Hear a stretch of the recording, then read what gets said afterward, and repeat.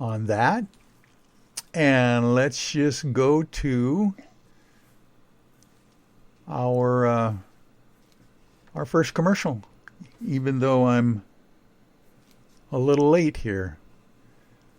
No, actually, I am going to go to live right now. We are live. We're back. Gary, sorry about that. That was a strange thing. We literally got kicked off the air during the end of Peter Davenport's little report from the National UFO Reporting Center, but I think we are back on track just in time for our portion of the show. So I want to thank you for hanging in there with me during that.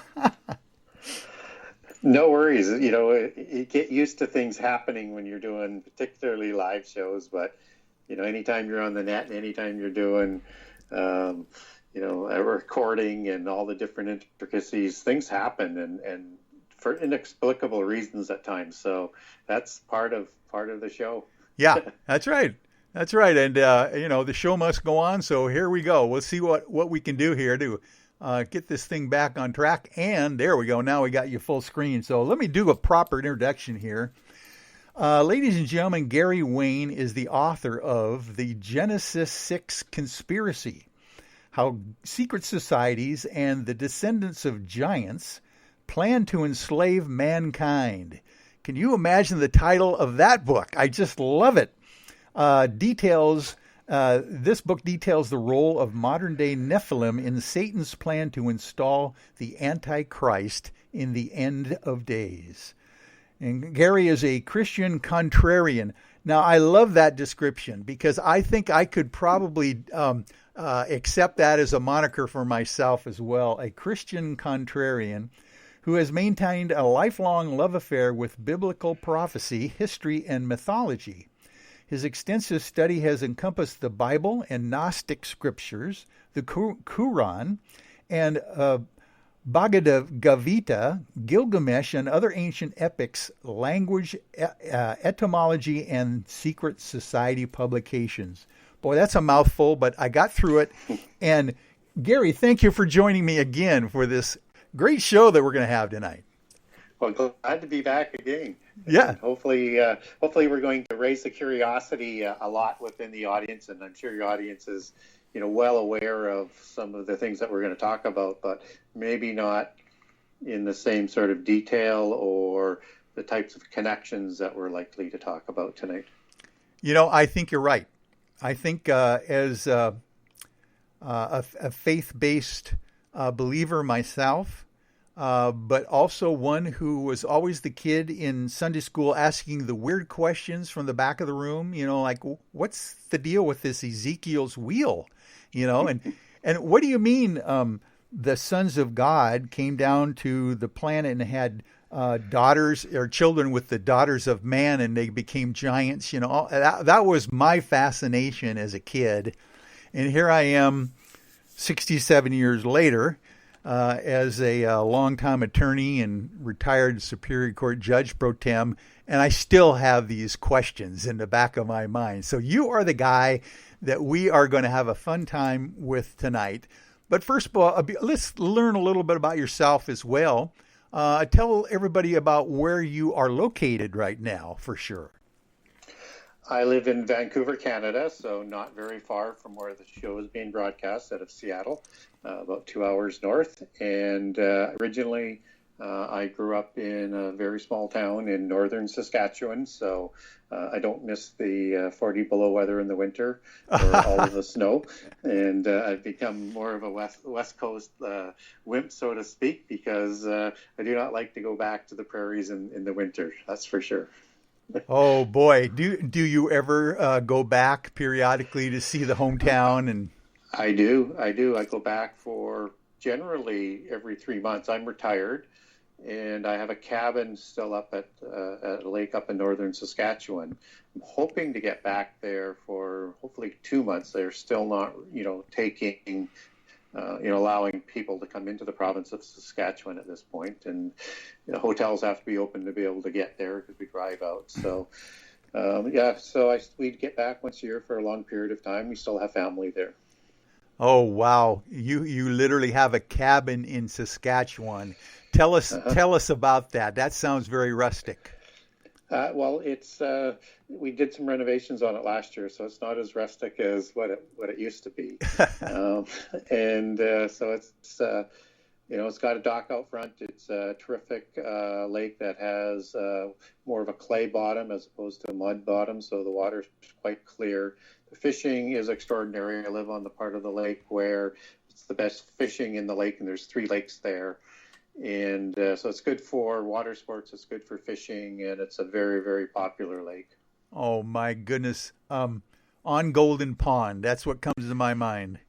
Yeah, we had people in doing some of the renovations, and I would say, at 5 o'clock, I'm going to go out and catch a little bit of supper tonight, and they're kind of laughing, and I'd come back, about half an hour, 45 minutes later with 3 or 4 walleye, Oh and my. and they're just saying, that's just not right. Oh my. Do you these are fishing with plugs is what you do with walleye?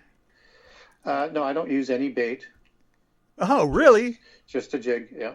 Oh my, just a jig. That's fascinating. And the walleye will go for that. That's Yep. interesting. Yep. Yeah. Are these walleye, for instance, a foot long, longer than a foot long? Well, walleyes don't tend to be all that large, right? Yeah. Until you get into the master angler size. So, if you get a 2 pounder is not unusual. We've picked up, 3, 4 pounders out of the lake. So you still get pretty good size of walleye out of there. Nice. Oh my. I'm a vicarious fly fisher myself. I love to think about doing it. I don't get out very much, but I like to go to Eastern Washington, out in the deserts of Eastern Washington and hit the streams out there. Yeah, that would be very good fishing there as well. I've not fished there, but that sounds like it would be fun as well. Yeah. So is that where you grew up in that neck of the woods then as a kid? Yep, yep. Okay. And did you tell us about your education at that point and where you got your studies in? Well, I was educated in Saskatchewan, and I don't have a university degree. And, I wrote this book while I was doing a lot of traveling in the business that I was in. And so there's a lot of research that went into the book. And, I started on, my sort of path down in writing this book, in the early 80s. And I wanted to verify, I think, somebody who was pretty popular at that time in terms of what he was writing about. And that was Hal Lindsey. And he wrote a book called Late Great Planet Earth. Oh, yeah. And I had kind of strayed away, and I was quite young at that time. And I was challenged to read this book if I, had enough courage to read it. So I read it, and it scared the socks off of me. And I thought I'd better, try and verify whether or not Hal was writing accurately in terms of what, the Bible said. And some of the things I was familiar with, and some of the things I wasn't familiar with. And so when I started, verifying the verses, I found, he was being reasonably accurate on it, and, wasn't manipulating the verses in any sort of way. And so then I thought, well, if that's true, I better learn more about this. And so I started on my path back to God, and by researching the Bible and trying to verify what Hal was writing about. Hal Lindsey wrote many, many books on prophecy. And along the way, as I'm documenting all of these different prophecy streams, I developed this obsession and passion for prophecy. But you run across these things very early on in the Bible, as you were mentioning in Genesis 6, where you have these sons of God going to the daughters of human females and creating these giants, or Nephilim, as they're called in some of the other translations, noting that giant goes back to the word Nephil, and the I am is the plural aspect, and you get the word Nephilim if people are wondering where the term comes from. Yeah. And you just kind of shake your head and go, well, that's rather strange, but I'm not going to deal with that. And then you get a little further on in the book, as I'm, cataloging everything, and you get all of these different kinds of giant nations that are popping up. You have the Rephaim, which is post-Diluvian giants, and you've got other tribes of giants that are closely associated with the Rephaim, whether or not it's the Avim, or it's the Horim, or the Zamzuzim, or the Emim, or the Amalekim, and more names than that. And all of these tribes of giants don't go back to the Table of Nations in Genesis 10 and First Chronicles. And if people aren't familiar with what I'm referencing on that, in the Bible, all the nations come from the descendants of Noah, and there's 70 nations or 70 patriarchs that are listed for the nations, and none of these names have a patriarch that goes back to the Table of Nations, and yet they're called giants. And so you run across those, and so anyways, into the New Testament, and more about angels, more about demons, and the abyss in Revelation 9, and I'm cataloging all of this, and I'm just thinking, someday I probably want to dig a little bit deeper into it. And then I thought, after I'd done all of this research, that I want to see whether or not I can write a book, and see whether I can get published, and whether or not people would buy the book, and whether or not people would find it interesting or not. And so I thought I would write a short book. And I thought, you know what? I'm going to stick with my passion in terms of history and mythology, and also put a little bit of prophecy in there. I'll write this short book trying to connect the giants of Genesis 6 with what happens in Revelation, and see where that goes. Well, that small book turned out hopefully to be the largest book I ever write, because it's over 800 pages, and I took over 300 pages out just to get it downsized enough to get it published, and took many, many, many years to actually do the writing and get it out on the market. So now, let me stop you. Chapters to it.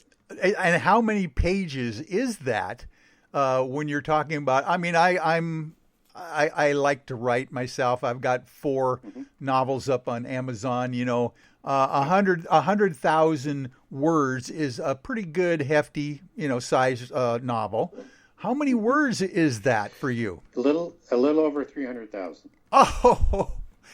Oh my! Well over 3 or 4 book size. And are there?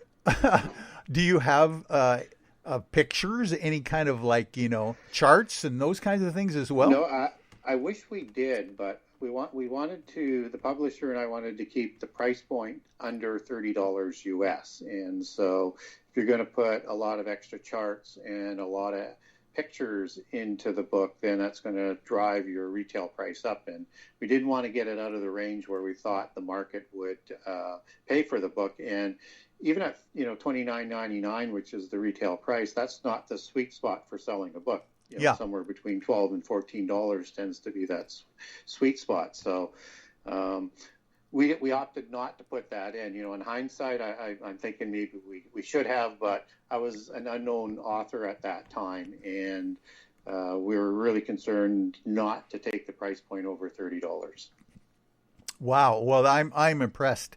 Obviously, you could have made a trilogy out of this series. It sounds like.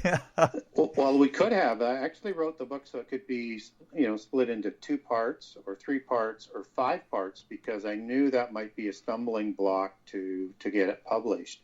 And so I went through a couple of publishers. The first one went bankrupt before they got it out, and then had to go and find another publisher. But in the editing process on both accounts, they thought, let's do a trilogy on it. And then once the editors got into it, they said, no, we need to tell this story all at once. You'd probably sell more books, make a little bit more money, but this story needs to be told in one book, in one sitting. Yeah.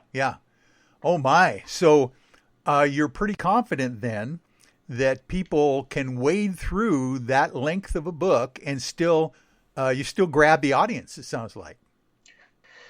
Yeah, so what I did to try and overcome the size of the book, because a lot of people don't want to take that amount of time to read a book. And this book is not just filling space. it is absolutely jam-packed with information from chapter 1 right through chapter 98, and information just keeps coming. So I wrote it in a manner where each chapter will average 6 to 7 pages, and each chapter is a mini story that leads into the next chapter, and then that information will continue to sort of come up as it's relevant as the rest of the book unfolds. And that way you can read a chapter a night, and you can come back to it at any point in time because it carries forward on a new subject in every chapter as you read forward. And a lot of people will just read certain chapters all over and just sort of bounce around, and they use it more of a reference book than anything else. So I understand it's a long book, and it's going to take somebody a few months to go through it for the average person. And I do recommend that you do not speed read it because there's just too much information that's packed in. Yeah. Yeah. Well, that's, you took,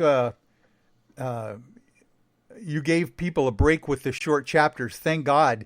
That's good. You could, for instance, read a chapter a night pretty easily, it sounds like. Yeah, you could. You certainly could. And if people want to get a feel for the book, it's on my website, Genesis6conspiracy.com. I have a generous excerpt on all 98 chapters, so people can get a very good feel for what the book is about and all the different kinds of topics that are going to be talked about within the book. Yeah, and so basically it does center upon the Genesis 6:4 idea of the Nephilim, right? The strange phenomena that giants were created by the sons of God mating with the women on the planet. That's basically where it starts? Yes, that's exactly where it starts. And the first 3 chapters are sort of all about that. Who are the, what the strange verse is, who the sons of God are, who the daughters are, and just sort of identifying the players and just sort of easing sort of people into this sort of concept that's going to go through all sorts of different avenues and connections that people haven't really made a lot of connection towards. So yeah. And, even right in the first chapter, I'm going to talk about the heroes of old as the mighty ones and the men of renown are called in the King James Version. And this concept of heroes and superheroes and how superheroes that are absolutely everywhere in the media and in entertainment today, where they actually come from. And that's the heroes of old, the demigods of old. And it's amazing to look at all the different types of superheroes are out there.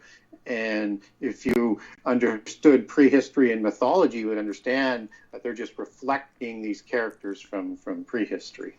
Oh, of course. Of course. The whole Marvel comic books, and Superman and all those stories are so similar to some of the biblical Old Testament stories. It's fascinating that those guys went straight to the source to kind of create their modern day, heroes, for sure. For sure. And, even with some of the names that are associated with Superman, first of all, you get this sort of snake-shaped S that are on the chest, which is a very important part of the allegories. But this is, from the house of El, Jor-El and Dur-El. Yes. And so El is the Hebrew word for a god or an angel. Yeah. And Superman comes from the house of the gods and is the son of a god or son of El, as his genealogy goes from the house of El. And the imagery couldn't be more stark to suggest that this is a sort of a Nephilim or a Messianic type of character that Superman is being allegorized. And he comes from another planet to boot, just as there's a lot of mythology and mythos about the fallen angels, particularly in the fairy mythology of coming from another planet. So it's drawing on all of that information. And you go through, almost any of the superheroes, and they seem to have that direct connection. And another one that's kind of interesting for people is, if they want, they can Google Camazots. and that comes from the Quiché Maya and the Aztecs, from the Xibalba demigods that were created and are mentioned in the Popol Vuh, which is the holy book of the Quiché Maya. And the Camazots are a house that is associated with the Xibalba, but this is the Bat people, the house of the bats, and the Batman and the Flying Man. And if you Google Camazots, you get this image of what Batman's outfit looks like. Are you kidding me? Oh, are we going to have fun tonight? This is fascinating. We are at the top of the hour, Gary, so you get to sit back and relax for about 6 more minutes. We're going to take our break, and we will come right back, ladies and gentlemen, here on Spaced Out Radio, Spaced Out Sunday with Gary Wayne and the Nephilim. We'll be right back. Looking for creative ways to get your company out in the public? How about advertising on Spaced Out Radio? Our sales department is waiting to hear from you, and we can work around any budget. From commercial spots to banners to special promotions, there are many opportunities to get your name and product out to our SOR listeners. For a price guide and more information, please contact us at sales@spacedoutradio.com.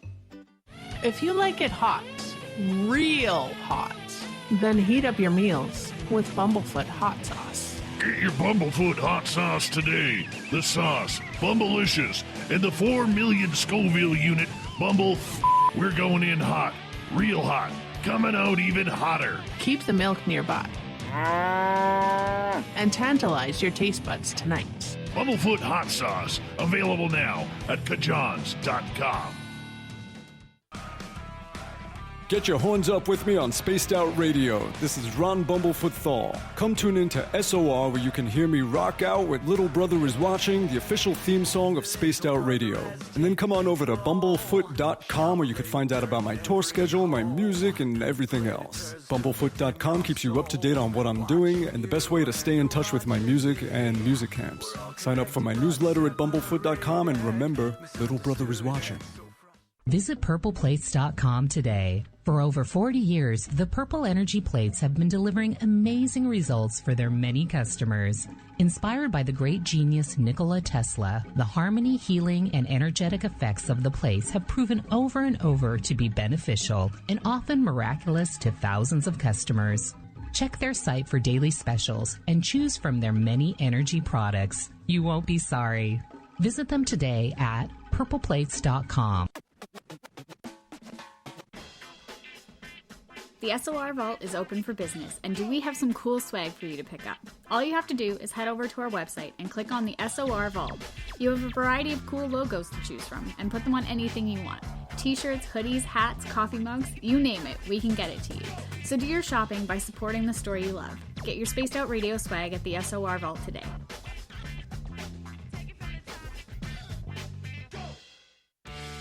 Hey everyone, I'm John Edwards. And I'm Stacey Edwards. Together we're taking over Saturday nights on Spaced Out Radio, where we're going to bring our own experiences of the paranormal and talk to the best people we can find to help bring you answers to your strange tales. We're here to entertain your need for weekend woo! So tune us in at spacedoutradio.com starting at 9:06 Pacific, 12:06 a.m. Eastern, where we can all get a little spooky together. Spaced Out Saturday nights right here at spacedoutradio.com. We are scouring the world for the most intriguing stories of your day. Take the time to read up on the SOR Newswire, where our team, led by Captain Shirk, will deliver to you some of the best paranormal and supernatural news, along with some stories that will blow your mind from the weird to the wacky. It's the news outside the news that piques interest, and that's what we're looking to deliver to you. The SOR Newswire, only at spacedoutradio.com. We all know on Spaced Out Radio we love a good beard and mustache, so why not take care of your facial hair with Mighty Moose Beard Oil? Made in Canada, we're taking care of beards and stashes around the world. We use 100% natural ingredients with our oils and balms to make your whiskers feel silky smooth. Use promo code SOR2019 at MightyMooseBeard.com today. Hi, This is Amber Beckrud, and I want to invite you to subscribe to our YouTube channel where we store all of the SOR show archives for free. And as an added bonus, every 2 weeks I'm posting brand new content on Cryptid Tales, where I will get into some of the spookier legends and folklore from around the world and tell the stories that go with them. Find us at youtube.com/Spaced Out Radio and check out Cryptid Tales today. Drop a comment and let me know what you want to hear. See you there. Are you an experiencer of something strange that can't be explained? Do you want help finding out what's going on? I'm Ryan Stacy, head of the Experiencer Support Association, otherwise known as TESSA.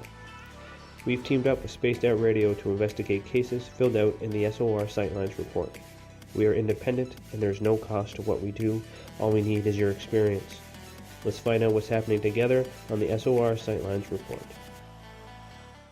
Hey space travelers, this is John Resig, founder of the Chive and Chive Charities. If you know anything about our website, you know we like to do things a little differently. We're not some faceless organization collecting money for a nebulous cause. Our donor dollars go directly toward life-improving items. Then we give those items directly to an underdog who needs it most. To become a donor with Spaced Out Radio's official charity, Chive Charities, just go to chivecharities.org/donate. For the price of 1 cup of coffee a month, you can become an SOR Space Traveler. The Space Travelers Club is a place where you can interact with other listeners, either live during the show or on our great forum. We want your stories, pictures, comments, and ideas. You'll get live video streams, exclusive content, and be a part of our newsletter. Stay in touch with everything SOR. The Space Travelers Club is just $5 a month at spacedoutradio.com. Hi there, this is Dave Scott, and I'm bringing you the Woo every Monday through Friday on Spaced Out Radio. I'm going all out to bring you the strangest, oddest stories and subjects I could find for your entertainment. Why? Because when we hit peak Woo, I know I've done my job. So come tune us in at spacedoutradio.com, 9:06 Pacific, 12:06 a.m. Eastern, and together, my friends, we own the night.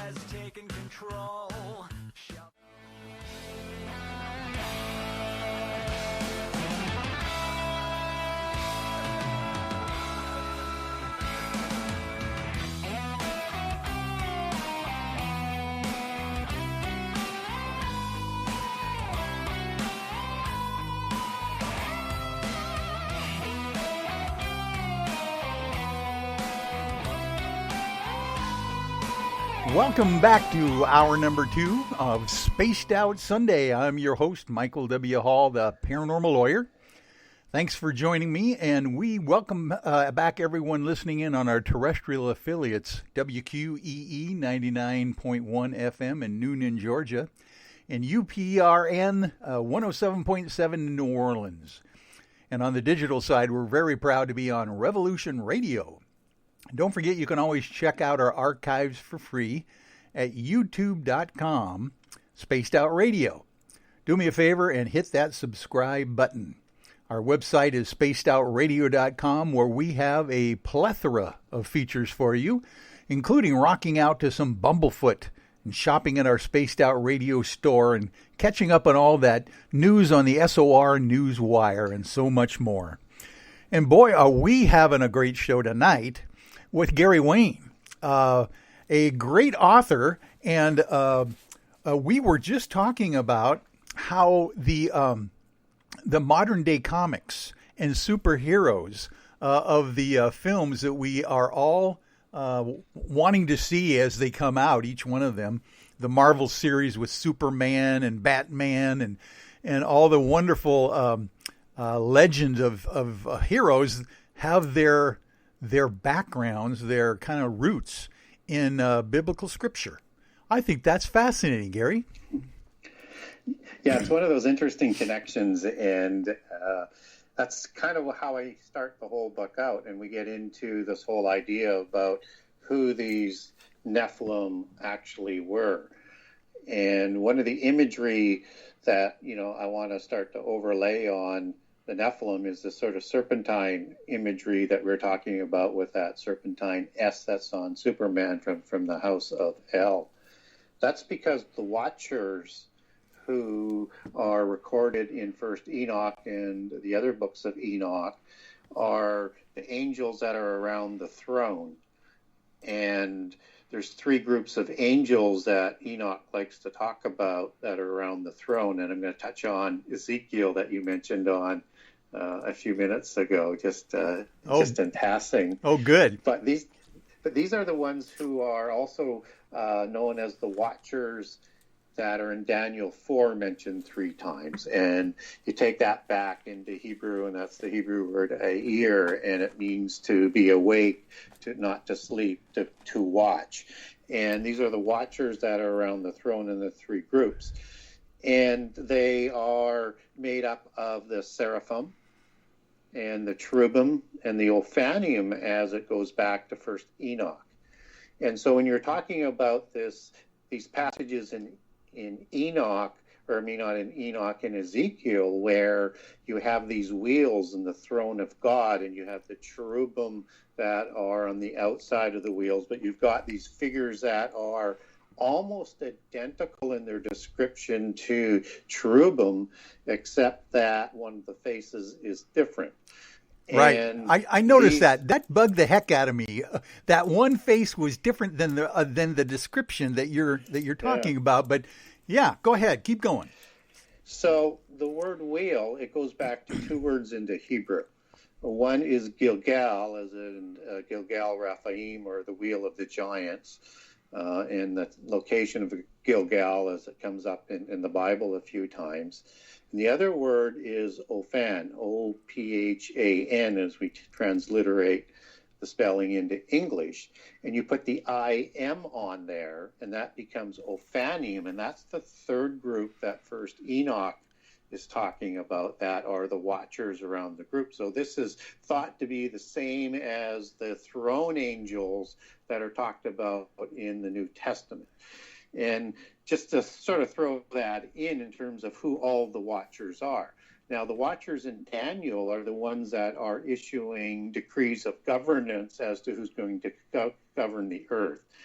And these are thought to be the sons of God, the seraphim, who are the sons of God in Genesis 6, who produced the first round of Nephilim. What's very, very interesting about the seraphim as they come out of Isaiah 6 is that the work in and around the altar and in the fiery stones before the altar, almost like as ministers before God. In fact, in Isaiah, one of the seraphim will take one of the stones and put it to Isaiah's lips and take the sin away from Isaiah as he's taken up there in vision. But what's important about these seraphim is that goes back to the Hebrew word seraph, and again, the I-M is the male plural for seraphim. They are fiery, serpent-faced angels. They are angelic dragons, so to speak, with 6 wings. And in antiquity, serpents were known as being the same as dragons in the same sort of understanding. So all of a sudden now you're starting to make some serpentine connections here, not only with the gods, but with their offspring. And the Nephilim were the ones who usurped the kingships in the antediluvian epoch, just as the Rephaim did after the flood. And the word Nephilim, just as an anecdote here, is only mentioned 3 times in the Old Testament. Once in Genesis 6 and twice in Numbers 13:33, where it's giants that the Anakim are said to be the sons of, or the descendants of. And that's in the evil part of the report of Numbers 13:33, as opposed to the Anak and the accurate part, and then the confirmation of the accuracy of the first part of Numbers 13, as talked about in Deuteronomy 1. All the other times that giant shows up in the King James Version Bible goes back to Raphaim, or Rapha, and again the I am plural, and or one time in the book of Job where it goes back to Gibberim, which is the description of describing the Nephilim in Genesis 6:4, where it says mighty ones. That's the ancient word or Hebrew word for Gibberim. So these are thought to be the the kings of the antediluvian world and the kings of the early post-diluvian world who set up all the dynasties thereafter by usurping all of the 70 nations that come out of the nations from the descendants of Noah. But the connection gets to be is all of the, not all of them, but so many of the gods of the ancient world had this serpentine look. And a lot of the kings were described and were associated with serpent imagery because they're the descendants of these offspring seraphim angels. So when you talk about the dragon creator gods in China, this is the same type of being. When you talk about the Naga gods in India, this is the same type of being. Right. And when you talk about the plumed serpent or the feathered serpent out of the Ksha Maya, this is the same type of being, and these are all gods that are within the pantheon and associated with the creator gods. Now, there's other gods that look a little bit differently, but these are the main ones in the first creation and the ones that were involved in governing the earths. Well, and doesn't it also go forward to Teotihuacan and the Aztecs and their Thunderbird kind of thing Yes. as well? Yeah. Yeah, and well, the Thunderbird is a little bit different, and only because there are different kinds of angels, but because you've got that sort of flying serpent, but the Thunderbird isn't really a serpent. It's more bird-like. It's more Anunnaki-like. Yeah. Comes out of Sumeria. Right. And what's interesting about that, and this part's not in my book, but what's interesting about this is that you have another type of Nephilim and demigods that are produced from these bird-like gods. And they're known as the Tengu in China and Tengu in Japan, Southeast Asia, and are more associated with what the Thunderbirds are from First Nations in North America. And again, I would suggest that the Anunnaki would have had similar offspring, just as the Xibalba are more of that bird type of giant that I talked about earlier, that the Kamazots or the Batman people are branched thereof. So we get lots of examples of these types of demigods that are very similar to the serpent demigods from the seraphim angels. And in the same manner, you also get, like the linemen of Moab and of Gad in the Bible.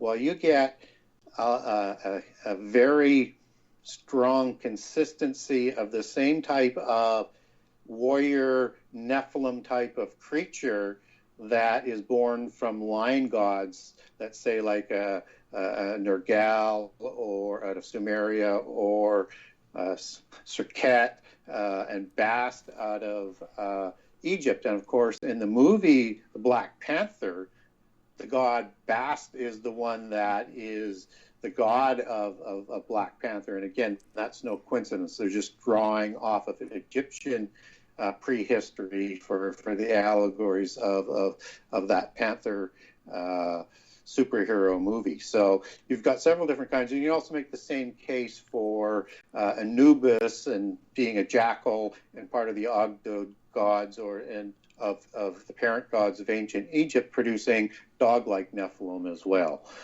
So those different kinds of Nephilim, other than the serpentine ones, aren't in my book, but if people want document on that, just get a hold of me through my website and I'll send you the documents on that. Oh, wow. Now that just opens up a whole nother thing about the idea that these Nephilim literally spawned the kingdoms of the planet and the kings as well. Now, the whole idea of Gilgamesh, right, being a giant king, isn't that right? It is, and it's a terrific parallel story to what happens in the Bible. And I know there's always a lot of talk, well, it's an older surviving story of the Genesis story, so the Hebrews just copied that from the Mesopotamian, and that probably came down through Abraham, who comes from Ur, and there's a whole mythos that's created on that. On the macro level, it's telling about the same set of events in terms of the flood story as it comes out of the Epic of Gilgamesh and who Gilgamesh is, and I'll touch on that in a second.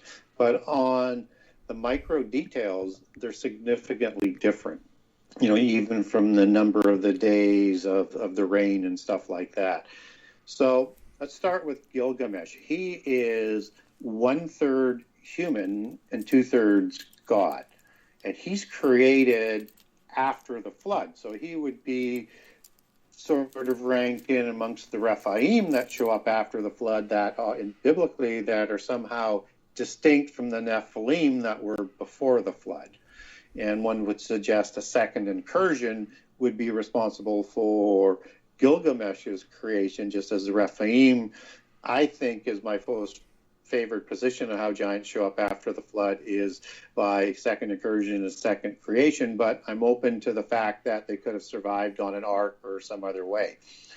And what's interesting about this is his friend that is created by the gods to offset the evilness of Gilgamesh, Enkidu, is also 2/3 God, 1/3 human, and they become great friends and buddies. Yeah. And then as the story progresses, of course, Enkidu, who is going to have to pay the price for killing King Habata of the Cedar Forest, there's some sort of chimera type of thing that has lion aspects and serpentine aspects, but he's the king of the forest that he kills. He is killed by the gods for doing that because they weren't permitted to do so. Yeah. But then you get in towards the end of the Epic of Gilgamesh, the flood story with Upnapishtim, or Ziusudra, as it comes out of some other transliterations out of Babylonia and Mesopotamia.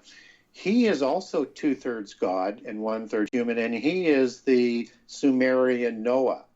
So this is a Nephilim flood story and survival story that's intermixed with a second incursion story within the Epic of Gilgamesh.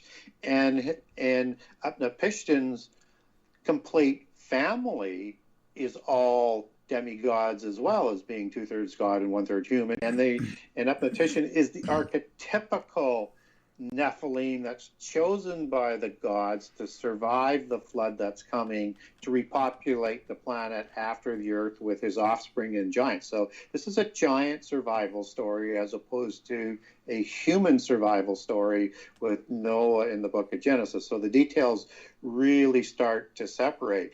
And I'll give one more example on this just so that people know what I'm talking about here.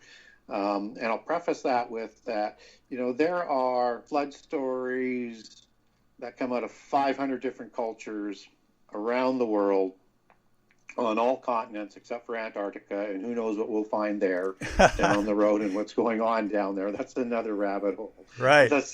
I'll try and stay on track here. And in that, most of the stories that survive today are giant survival stories. There are, lots of human ones, but there are probably more giant survival stories within the flood stories than human survival stories. And so when we get over to the Greek mythology, where the heroes of Greek mythology are the offspring of human females and the gods, the second-tier gods like Poseidon and Zeus, and understanding that Poseidon mated with Cleito, who produced 10 demigod Nephilim kings for the Atlantean Empire. That is a classic parallel Genesis 6:1-4 Nephilim creation story, positioning the Nephilim as kings over the helm of world government and the Golden Age in the Atlantean story, as recorded particularly by Plato in Timaeus and Critias. And when we look at the flood story coming out of Greek mythology, after we've considered all of that, that is a story of Deucalion and Pyrrha being saved on a boat and their family. And Deucalion is the offspring of Prometheus. So Prometheus is either another Nephilim or a god, or Deucalion is also Nephilim by implication. And this is another giant survival story. So I really like it when people bring up the Epic of Gilgamesh, because I get to contrast the Genesis story with the survival story of giants coming out of Sumeria that everybody likes to look at as the original flood story. It's an older surviving story, but that makes only sense because we don't get the Old Testament written down or even sort of upheld until Moses receives it at the time of the Exodus. So, of course, it's going to be older. And the Epic of Gilgamesh goes back to a dating of about 2150 BC, whereas the Exodus would have been somewhere around 1400 BC. Yeah, yeah. Oh, my. I can imagine what it's going to be like to read your book from cover to cover. It's going to you are stacking my mind right now, full of incredible imagery and the information. You are a great interviewer. This is fascinating. Thank you. By the way, I wanted, before I get off this subject of Gilgamesh here, I wanted to point out one of my favorite stories about that whole epic is this. How do you pronounce it again? It's not Enkidu, but it's Enkidu. You said, right? Enkidu. Well, Enkidu. It's spelled two different ways. One is Enkidu, yeah, and one is Enkidu. Okay, because I remember the Enkidu a little better than Enkidu, but that figure itself, to me, is the ultimate Bigfoot story. I don't know about you, but isn't that basically how they describe Enkidu as coming from the forest somehow? Yes, and covered with hair. And typically Nephilim were very hairy creatures. Oh, even the Nephilim. I didn't realize that. Yeah.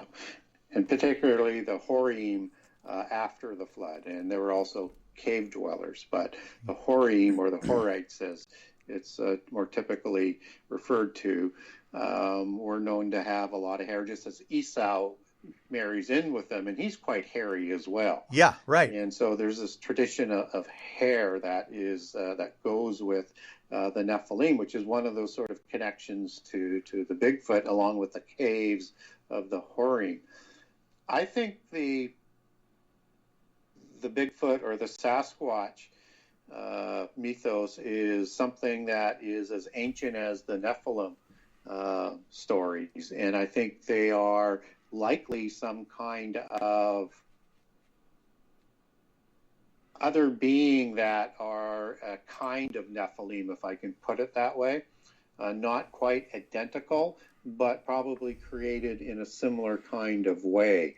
And you get, and as you know, because you're deep into this, I mean, you have, whether it's Yeti or all the different names for Bigfoot around the world, you have this tradition that's on all continents again that goes right back into prehistory and is related to, mountains and forests and hairy individuals. But these, beings aren't these massive warrior creatures that usurp kingships. They are, a different kind of species, but yet they have that same tradition and some crossover relationships to the Rephaim and the Nephilim story. So I think when you look at prehistory and you consider the possibility that the fallen angels or the gods might have saved some of their more preferred creations, that you can make a connection where these gods created not only in mythology but probably in reality many types of beings before the flood. Bigfoot would have been one of them. And in prehistory we get a whole host of beings that are created from the gods that are intelligent. I mean, the centaurs would be a classic sort of example. Right. Right, and the list goes on and on and on, and you have the Chimera, and the whole point of the matter is that if they wanted to save some of their beings, whether in the earth, in stasis, off the earth, they could have found a way to do that, just as they could have found a way to help Nephilim survive the flood, which is kind of what a lot of the flood stories are about. So I'm open to that because we're not told exactly how the Nephilim show up after the flood. Yeah, good point. Oh my, Gary, we have got to take another break. But I tell you what, I am just getting on a roll here with you. So thank you for this. We're going to be right back after about 6 more minutes here. So hang on. We'll be right back, folks. Cold drinks, great food, and the best music in Vancouver. The Moose Vancouver is the place to be, open until 2 a.m. nightly. Everything on the menu starts at just $6.95. Who serves food that cheap anymore? At the Moose, you'll never know who you'll run into. Rock stars, actors, athletes. It's the place everyone wants to be. So join us at the Moose Vancouver, the official party bar of Spaced Out Radio. Hey, space travelers, this is John Resig, founder of the Chive and Chive Charities. If you know anything about our website, you know we like to do things a little differently. We're not some faceless organization collecting money for a nebulous cause. Our donor dollars go directly toward life-improving items. Then we give those items directly to an underdog who needs it most. To become a donor with Spaced Out Radio's official charity, Chive Charities, just go to chivecharities.org/donate. Hello, this is your guitar man, Ron Bumblefoot Thal, and I have to tell you, I love the response I get for Little Brother is Watching from Spaced Out Radio fans. It's amazing how music can inspire and make people think deeper about what's going on in the supernatural world. You can head over to my website, bumblefoot.com, to check out my music, my guitar workshops, my touring, even check out some of the hot sauces that I'm working on. And make sure you keep on listening, because with Spaced Out Radio, you know Little Brother is watching. We're adding to the entertainment online for Spaced Out Radio. I'm Amber Beckrud, and I want to invite you to subscribe to our YouTube channel and check out Cryptid Tales, where I will take you on a journey into some of the strangest legends and lore from around the world, relaying the stories to you of the strange creatures and experiences that people have had throughout time. You can find Cryptid Tales at youtube.com/Spaced Out Radio. And while you're there, don't forget to check out our free archives and leave a comment. See you there. Hey everybody, the SOR Space Travelers is open. For just $5 a month, you can hang out with Dave and our crew privately in our members-only section. With your signing, you'll receive newsletters on what's going on with Spaced Out Radio. You'll have direct contact with the host during the show in our chat, live streaming videos, and a great forum for your posts and more. Become a space traveler now at spacedoutradio.com.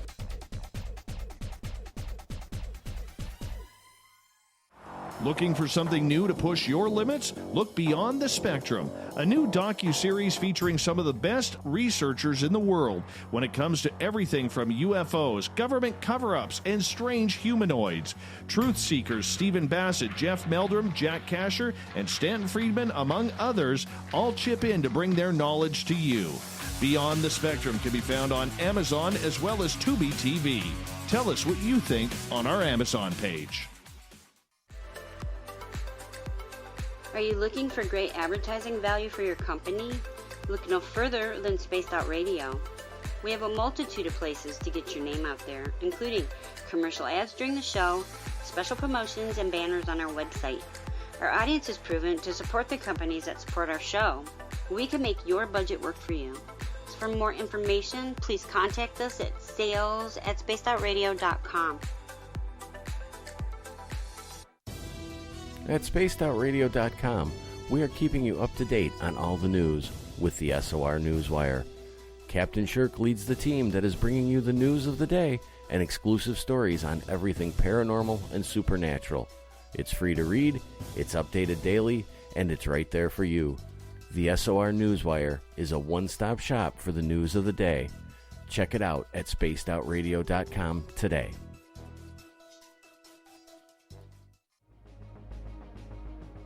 Hello everyone, this is Ryan Stacy from the Experiencer Support Association, otherwise known as TESSA. We're glad to team up with Spaced Out Radio to help investigate your experiences on the SOR Sightlines Report. Together, we'll investigate the strange sightings and occurrences you've had. We're looking for answers just like you. So fill out a Sightlines Report on the Spaced Out Radio website and let's figure out what's going on together. Need that weekend supernatural fix? Look no further than Spaced Out Saturday right here at spacedoutradio.com. I'm Stacey Edwards. And I'm John Edwards. Each Saturday night, Stacey and I are going to bring you the best in paranormal, cryptids, UFOs, you name it, and we're going there. It's all about the experience and to share the knowledge with all of you. So tune us in every Saturday night on Spaced Out Saturdays, starting at 9:06 p.m. Pacific, 12:06 a.m. Eastern, only at spacedoutradio.com. Hello, space travelers. It's me again, Carl. Don't forget to join the Space Travelers Club for just $5 a month and follow Spaced Out Radio on Twitter at Spaced Out Radio. Our Instagram, Dave Scott SOR. Our Facebook page is Spaced Out Radio Show. Our archives are free at youtube.com/Spaced Out Radio. Come woo it up with Spaced Out Radio today. Bye!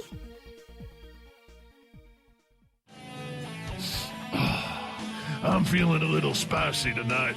What to do? What to do? Why not get Bumblefuck? 4 million Scoville units of pure hard rock. Bumblefoot hot sauces come in 3 flavors. The burning Bumble. Tone it down a bit with Bumblicious and throw the sauce on everything. Spice it up. Bumble me, baby. Bumblefoot hot sauce. Get it today at kajans.com.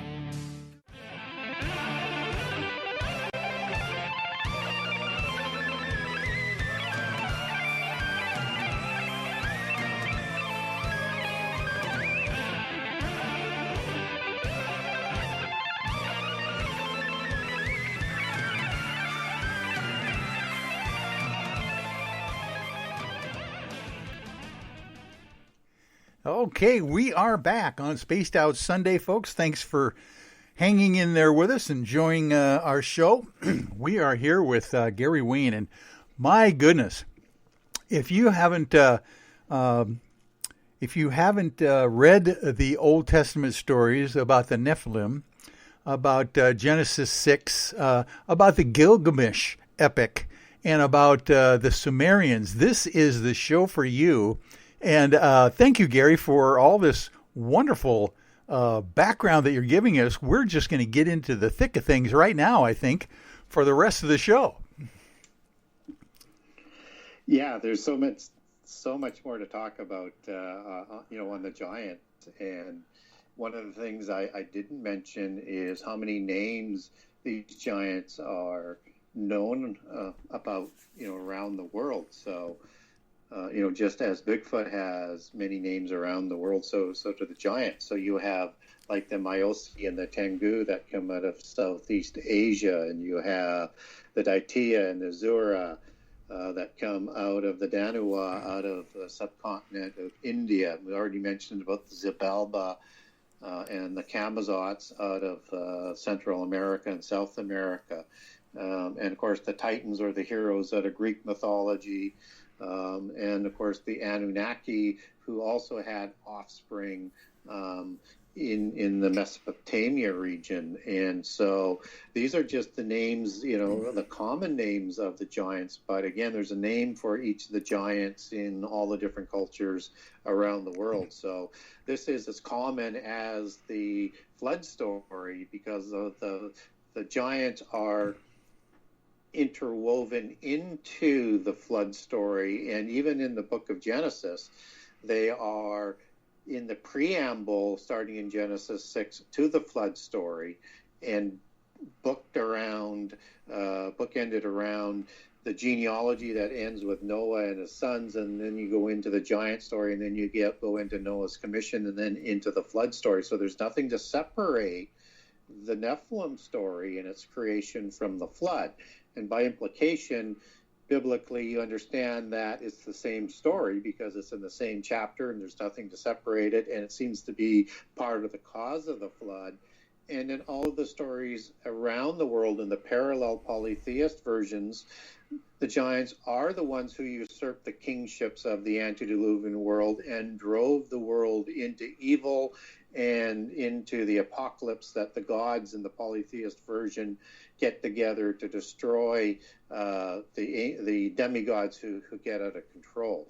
And so this is one of those, what I would call common heritages of our history that most people are unaware of because the information just seems to be hidden all of the time and suppressed. And even in the churches, they don't even talk about the giant story and this connection to the flood, and then all of the giants that show up after the flood and all the giant wars that take place in the time of the Exodus. None of that is talked about, let alone in its context to how prehistory is related to the end time. But I'm starting to open up, too many doors here. So I'll leave it there because I'm sure you've got some more questions, Michael. Oh, yeah, we've got plenty. This is fascinating stuff. By the way, you're right. The whole issue of the flood seems to, in some scriptures, seems to rest upon the idea that these Nephilim, were the ones that took humanity down, and so basically they had to get rid of the Nephilim with the flood. But indeed, you've got the point there that you made that there is all sorts of great history about how Noah was saved from the flood and how humanity was saved by maybe the two brother gods, Enki, right, and Enlil or whatever, those two guys. What was I think it was Enki that befriended Noah or whatever and said, hey, you better build an ark because we need to save you from the flood that's coming. But there is that missing link of how the heck the Nephilim survived the flood. Why do you think there is a dearth of information in that regard? Yeah, it's a mystery because it leaves that whole idea up for speculation. The only thing that we're told in Genesis 6 is that the sons of God went to the daughters of humans and then again afterwards. Oh, you're right. You're right. That's weird. You're right. It's weird, and we don't know whether afterwards means after the flood or they went several times to recreate giants before the flood, or does it mean both? We're not told either. It's still a bit ambiguous. Yeah. And so... Good point. We don't really know why. And so, I'd leave it into there's three buckets that people tend to fall into on how the giants survived the flood. One is second incursion. And I think that happens at Sodom and Gomorrah and or at Mount Hermon, but more likely Sodom and Gomorrah. And again, if people want document on that, I've got a great case that I lay out for a second incursion at the Sodom and Gomorrah. Well, can you explain that briefly? The second incursion at Sodom and Gomorrah, just for lay people who might not know what you mean by that. Sure. And Sodom and Gomorrah, it comes up all the way through the Bible, right into the end time. And just as in the time of Jesus, he's talking about the end time as being like the days of Noah. And in Luke's version, he not only uses as in the days of Noah, but also in the days of Lot at Sodom. Yeah. And Sodom is destroyed by fire, which is the end time destruction. And obviously the flood story is destruction by water. So it's like in Luke, they're using this transitional allegory for the connection to the end time and making a connection that Sodom is somehow similar to what happened before the flood, and with that, the creation of the giants by implication. But it's more than that. So when the angels show up to speak with Abraham, and before they go to Sodom, they look like men, but Abraham doesn't understand them to be men. So they take this physical shape of a man. But by the time they get to Sodom, the two angels that go to visit with Lot, they are recognized as angels for some reason, somehow, some way, who have come to judge the city. Yeah.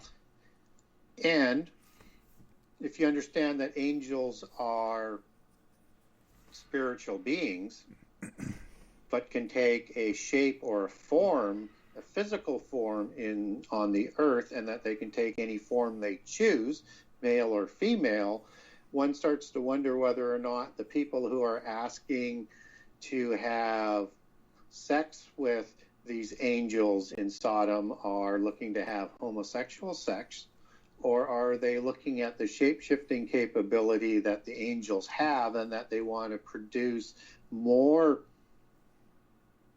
giant offspring through these angels? Oh. And where did they get that concept from, other than the fact that Sodom may have been the first creation of giants after the flood? And then when you get into, the book of Jude, you have this discussion going on with this discussion of strange flesh, and you take this word strange flesh back to Hebrew, and it has a definition that means basically a different species. So there's this discussion that's going on that is connected back to the flood. Just a second, Peter connects the flood and the sins of Sodom and the flood story together in terms of its description. And you start piecing all of this together, and it starts to make sense that perhaps Sodom was destroyed by fire because that was not only the sins that were going on in Sodom, but that was the second creation, where the giants are created after the flood. Yeah. Oh, my goodness. That is deep. I just love that analogy and the idea that that could have been, like you said, the second incursion of the giants from Sodom and Gomorrah. Now, because that story never really made sense to me, that these guys are requesting, sex with these angels that show up, to talk with Lot. And that just didn't make a whole lot of sense, given the whole thing about the Middle Eastern culture back then, and not into homosexuality or anything like that. That didn't make any sense to me.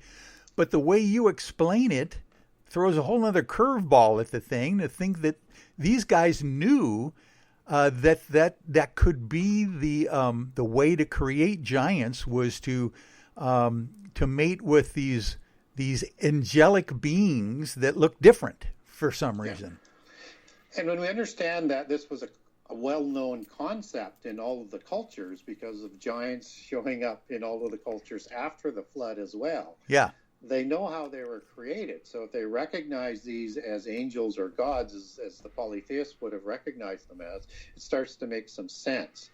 Now, what also makes some sense is that in Genesis 14, you have this war of 4 giant kings coming out of Mesopotamia that are going to war with all of these giant nations in the land of the covenant, and including the kings of the Sodom and Gomorrah and cities of the plain. And so they're mixed in with this war of giants, along with the Amalekim and the Horim and some other giant nations that are having this war with these giants that come out of Mesopotamia. And when we look at Genesis 10, and you have the Table of Nations in Genesis 10, you could get the same inferences out of First Chronicles. You have Canaan as being from the line of Ham, and he has 2 sons that are listed, Heth and Sidon. And of course, you're going to get nations coming from these 3 as Canaanites and Sidonites and Hittites. Then you get this significant list of nations that are listed as families of Canaanites, but they don't have a patriarch. And that's very, very odd because, as I mentioned earlier, all of the nations have a patriarch listed in the Table of Nations. But these are families of nations, and these are like the Amorites, who are known to be taller than humans, not Rephaim, but taller than humans. And you have the Jebusites, and you have the Arvites, and you have the Girgashites, and you have the Hivites, and all of these different family names, and no male patriarch. And I think what's going on here is that just as the Rephaim nations don't have a patriarch listed in the Table of Nations, some of the daughters of Canaan posterity of Sidon and of Heth, all intermarried with females into Rephaim, who had settled in that area if they were created in the Sodom area, and created the family of Canaanite nations that were all hybrid nations. So what you have operating after the flood now is you have the humans, you have the hybrid Rephaim humans who are taller and like the Amorites, just as they're described in Numbers 13 as part of the peoples that are taller than the Israelites, that's separate than the Anak, like the kings of Telmai, Seshai, and Ahiman, and they are the Rephaim, because the Anakim are part of the Rephaim as they're listed in Deuteronomy 2, and all the other nations like the Horim and the other ones that are listed are also considered Rephaim nations. So you have these three groups of beings that are all sort of interplaying and intermixing in the early post-Diluvian years, with the Rephaim usurping the kingships. Yeah. Oh my.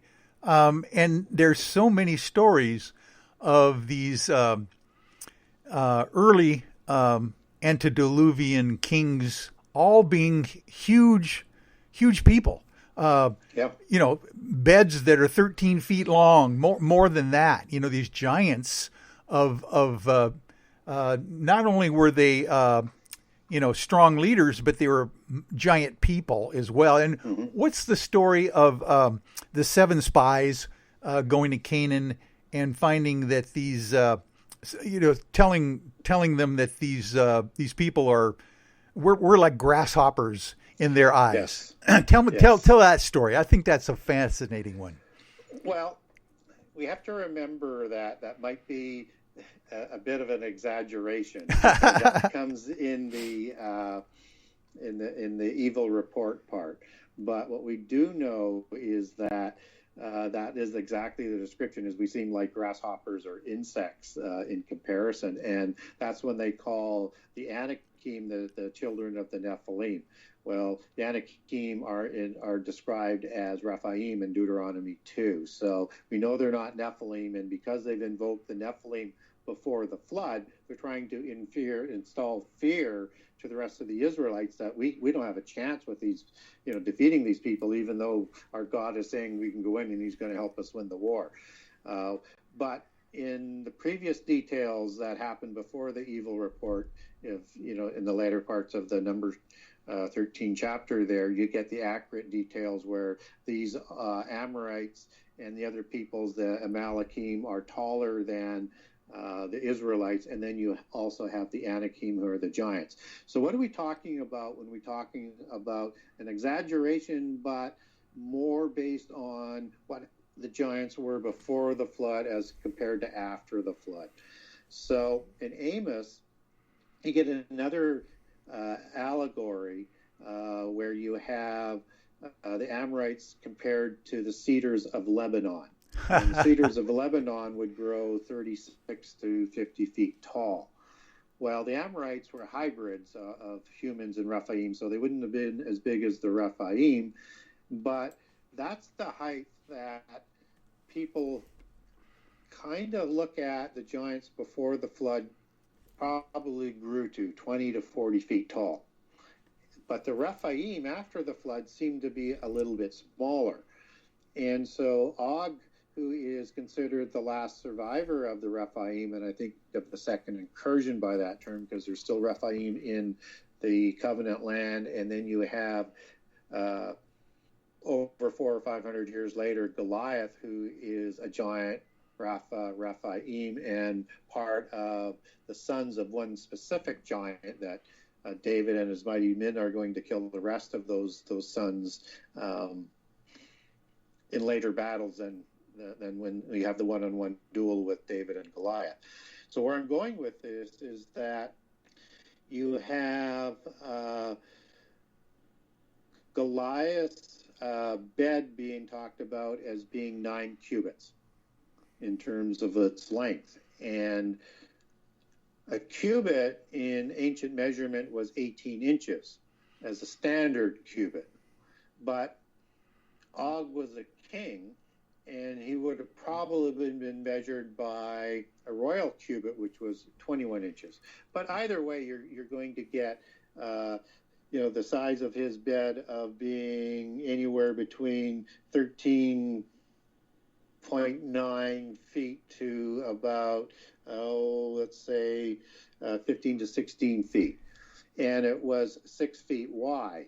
So, and it was also made of iron to hold his weight. And all of this is really, really important, because that would mean if he's sleeping in a bed of that size, then he would be at least 12 feet tall, maybe as much as 14 or 15 feet tall, which is still a monstrous size of being. And then Goliath is described as 6 cubits in one span, and a span is 9 inches. So using the same dimensions, that would make Goliath about 9 feet 9 inches to just over 11 feet tall. So big, but a little bit smaller than Og was, 400 or 500 years later. And I also think that Goliath should be measured on the royal cubit as well, because he came from Gath and was probably the king of Gath as part of the 5 city-state pentapolis of the Philistines, and that would explain why David picked up 5 smooth stones that day, because he thought he might have to kill all 5 kings, not just Goliath. But the Philistines panicked after David felled Goliath with one single slingshot, then went over and chopped Goliath's head off with Goliath's own sword, which is a typical way of killing giants as it comes down through history. Oh, yeah. So now let me ask you this before you get any further. The 5 kings of Gath, were 3 of them Goliath's brothers? Yeah, I think so, yes. Okay, because I knew that Goliath had supposedly at least 3 brothers. Yes. And I love that point. The fact that there is a real issue of why he picked 5 stones up to get ready for his sling against the giant. That's a good point. I like that. Yeah, and Lami would have been his brother as he's recorded. And Lami is one of those 4 that are later killed as, being son of the same giant. And if Goliath is the brother of Lami, then he's the 5th one. So, scripturally, it sort of all lines up. Got it. Yeah. Now, these giants just weren't tall. These were built more like, let's say, WWF wrestlers. Yeah. Or linemen. They were muscular and heavy. In fact, they're thought to have had a different ratio, height to width ratio, than humans. And so humans have a height to width ratio of 3 to 1, and experts believe that the Nephilim had a 2 to 1 height to width ratio, so literally 50% wider. And in the book of Isaiah, we actually get a verse in Isaiah 25, as I recall, and it's about the terrible ones and the strong ones. And strong goes back to the word azaz, A-Z-A-Z. And it can also mean strong, and it can also mean stout. And what's interesting about both of the, those meanings is, Gibborim is usually the description for the mighty ones, right? So strong or terrible ones, which is aretz in Hebrew, meaning the same sort of thing, strong and powerful, is describing these beings. And stout would, sort of line up with this height to width ratio that made these things very, very stocky. And as you get the descriptions coming out of other cultures like Greek mythology, that these heroes of old were very, very fleet of foot. They were very, very quick, like Hercules was. And they were ambidextrous and good with, fighting with both hands as a warrior. So they had speed, they were nimble, they were strong, and they made the humans feel like insects based on their size, because they were just frightening. Yeah. And then you add into the other aspects of their looks with the serpentine ones that came from the seraphim angels, you have this elongated skull. Oh, yeah. And you have these high cheekbones, and you have these large eyes that sort of wrap around like snake eyes, and you have this protruding chin and these thin lips, and you get this serpentine look with these elongated skulls that were significantly bigger than human skulls. And people say, well, you can wrap around a head and bind it when they're small and create that elongated look. Absolutely, but you can't do two things with doing that. The first thing is you can't eliminate the sutures by doing that, which these elongated skulls don't have any sutures in the back. That's right. And the second thing is you can't increase the cranial capacity. So these things were significantly bigger. Yeah. So if you bind a head, it's like elongated. I've heard stories that they would hold. They would hold a bushel of corn. They were so large.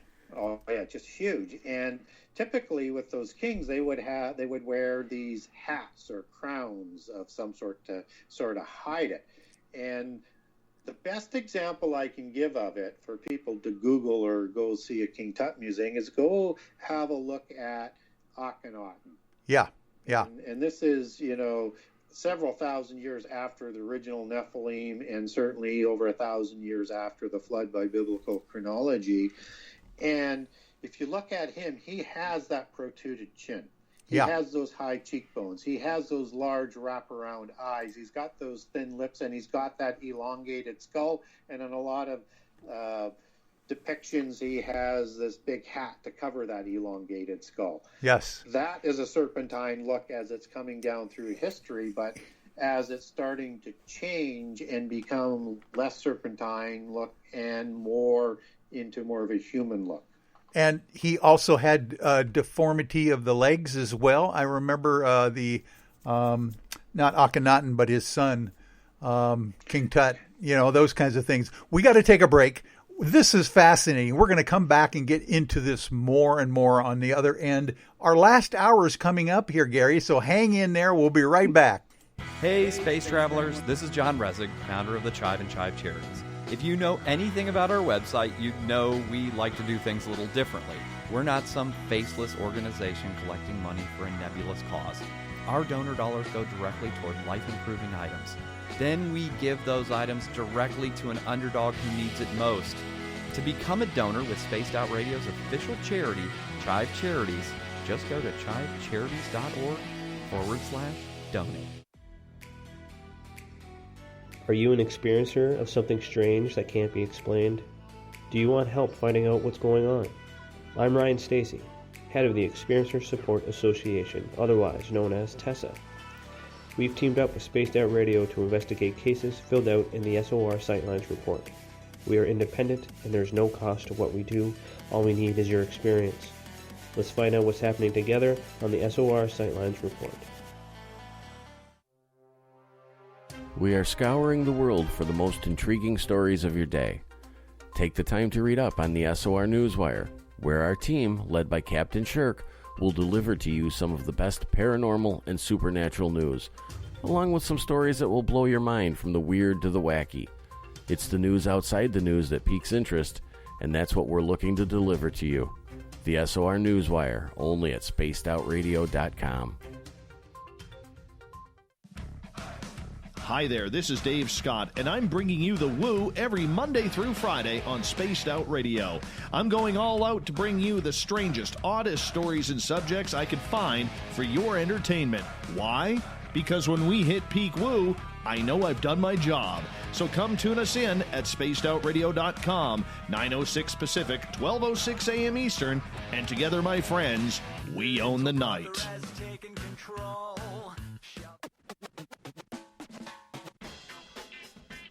The SOR Vault is open for business, and do we have some cool swag for you to pick up? All you have to do is head over to our website and click on the SOR Vault. You have a variety of cool logos to choose from, and put them on anything you want. T-shirts, hoodies, hats, coffee mugs, you name it, we can get it to you. So do your shopping by supporting the store you love. Get your Spaced Out Radio swag at the SOR Vault today.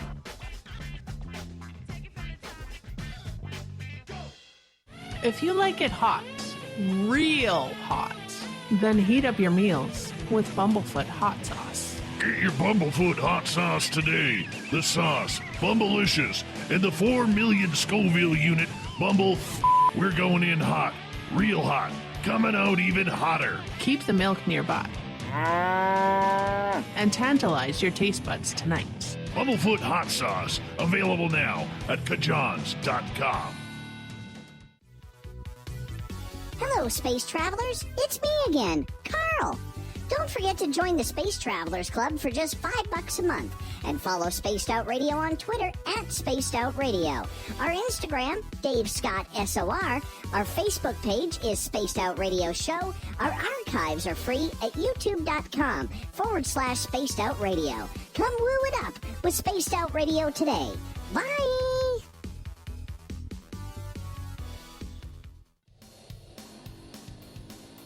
We all know on Spaced Out Radio we love a good beard and mustache, so why not take care of your facial hair with Mighty Moose Beard Oil? Made in Canada, we're taking care of beards and stashes around the world. We use 100% natural ingredients with our oils and balms to make your whiskers feel silky smooth. Use promo code SOR2019 at MightyMooseBeard.com today.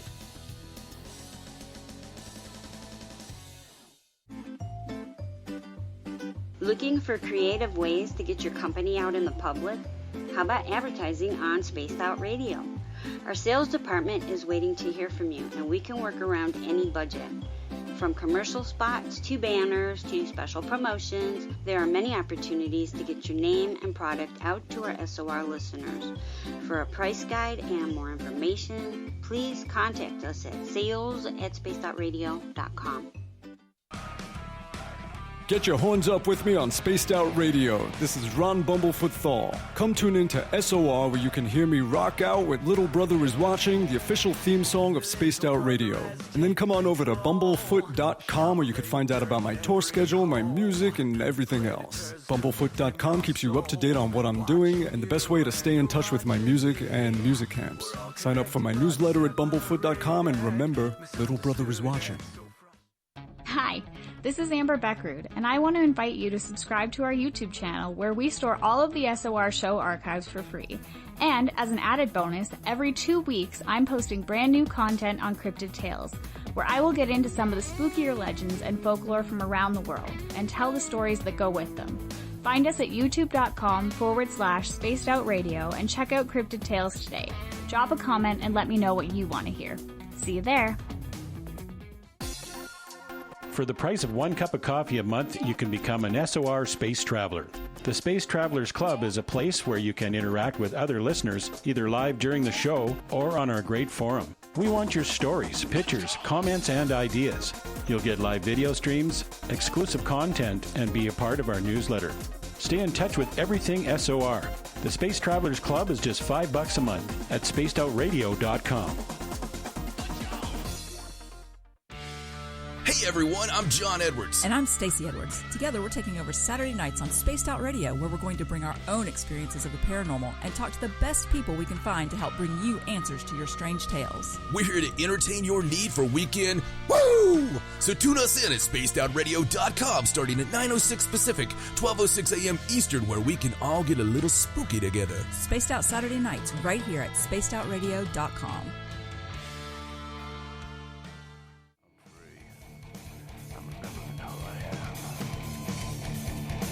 My hands can feel again. I'm free. I'm remembering who I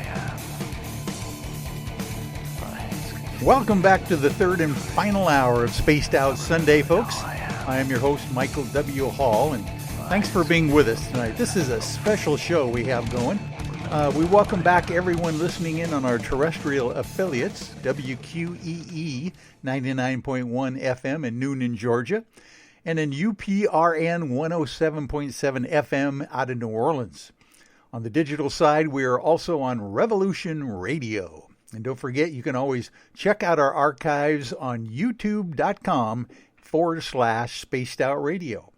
Just do us all a favor and hit that subscribe button. Our website is spacedoutradio.com, where we have a plethora of features for you, including rocking out to some Bumblefoot.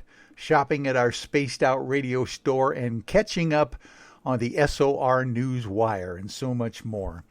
And boy, am I having a wonderful show tonight with my special guest, Gary Wayne, who is the author of The Genesis 6 Conspiracy. And this is a fascinating discussion we're having about biblical and scriptural, and now we're going to get into more modern day giants. How about that? We haven't even gotten there yet, Gary. Yeah, well, it's a large topic for sure. So there is so much to talk about, and you were talking about before the break. You were talking about some of the issues that Akhenaten had with his legs. Well, one of the things that these giants did, and people will recognize this even to this day, is that they wanted to keep their bloodlines pure. So they wanted to intermarry with other purebloods to keep that purity and keep their position with that that bloodline purity within the culture. And so they would intermarry with their family, and they would also intermarry with, other dynasties. So when you hear about, let's say, Akhenaten having wives from the Mitanni dynasty, they would be doing that to try and mix up the blood a little bit, but you develop blood diseases, and if you intermarry too much. But they're always trying to balance this bloodline purity, and we see this even to this day, where you have hemophiliac disease and most notably Habsburg jaw as part of these types of blood diseases through too much intermarriage. And so one of the things that the giants had to do was introduce less pure bloodlines, and perhaps even the odd human bloodline to renew that sort of gene pool. Now you have to understand that the whole noble elite class, as they established the societies, were all part of the Rephaim or Rephaim hybrids, and they seem to have had to intermarry with more humans to create these, the population as they went. So you had this nobility class that were hybrids and the Rephaim, and it is the ruling class that has remained in place ever since. So all the modern dynasties have come down through history from these bloodlines. And so when I was talking earlier about, giants in India and giants in Southeast Asia and giants in North America, understand that these were all of the royal families that were coming down through history, and they all keep their genealogies, at least in the Western traditions and in the Far East traditions, that track their genealogies all the way back to specific Rephaim and Nephilim and the original fallen angel that spawned them, because that is, so essential to where they're going to fit in that sort of overall organizational structure.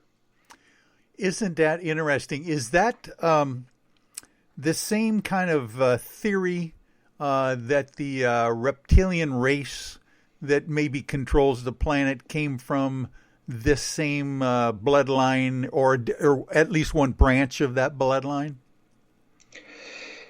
Yeah, I mean, technically the Nephilim from the Seraphim are a reptilian bloodline, right? Yeah. Now they've lost that reptilian look over time because of having to bring in, more and more outside bloodlines originating with humans, where they've lost a lot of those features. But you also have a separate mythos of this other reptilian class of being. And it's not all that clear where that might come from, because the only other type of reptilian being that we get biblically, other than the gods or the fallen angels, are the Nakash. And Nakash is the word for serpent, as opposed to fiery serpent, which is Seraph. The Nakash is the being that is a sentient, intelligent being before Adam and Eve are seemingly created in Eden. And Nakash is not only intelligent, but very intelligent. In fact, the most crafty and cunning of all of the beings. And it could talk, and it could walk, and it could deceive. And it was very, very intelligent. And one wonders whether or not all of the Nakash had their intelligence taken away, their arms, their legs, their voices, and turned into the serpentine look that we know of today, or were some of them again saved by the fallen angels from that and have, spawned this sort of parallel reptilian lineage that even a lot of the alien mythos seems to have represented in their mythos. So again, I'm only speculating, but that's the only real other reptilian being that we get biblically. Yeah. Well, and of course the serpent in the Garden of Eden was that super intelligent guile that went to Eve and convinced her to eat of the tree of knowledge, and that must have been that kind of character. But you're right, that character, that being was created before Adam and Eve. Yeah. So what was its position? It seems to be the same sort of imagery that you get again around all of the kingships, right? So whether or not it's in Egypt, or it's in Greece, or it's in India, or it's in China, or in Central America, all the imagery surrounding the kings were mostly serpentine and associated with the king, and the cobra in particular. And you have that as also a connection back to Naga, which basically is a Sanskrit word for cobra. And you have Naja with a J instead of a G as being the base name for the cobra as the genus name. So all of that sort of kind of comes together in that sort of description and understanding. So when we look at this being created before Adam, we wonder whether or not that was the ruling class before Adam is created, and that is why he's going to partner or be coached or avatared by Satan to deceive Eve. Because it's not Satan who is the one who loses his arms and legs in speech and has to crawl as a snake. It's the Nakash. Yeah. So yeah, we need to be clear. Satan's involved, but he's in Eden, but he's not the one who actually does it. I think it's very similar to probably what happens with Judas, where Satan enters Judas to help him get over the hump of betraying Jesus. Yeah. And I think it's the same sort of concept there. So, yeah, very, very interesting in that sort of understanding when you start to peel back the onion on some of these things, and it just sort of creates all of these questions. Wow. Good point. Gosh, I am learning so much just by listening to you. This is fascinating to me. There's one other thing I want to cover before we get out of this ancient times, and that would be, in the Egyptian lore, you've got some of these gods depicted with fish scales as robes, those kinds of things. Well, how does that fit into this whole process? Well, and same with Sumeria, you have Oannes that are depicted almost as fish gods, and Dagon, which is a fish god. There's a lot of researchers that say that's a bit of a translation error, and that should be more of a serpentine look as opposed to that fish look. But clearly the Oannes, they come up out of the sea, but you also have serpentine beings that are also in the sea as you get into the parent gods, particularly in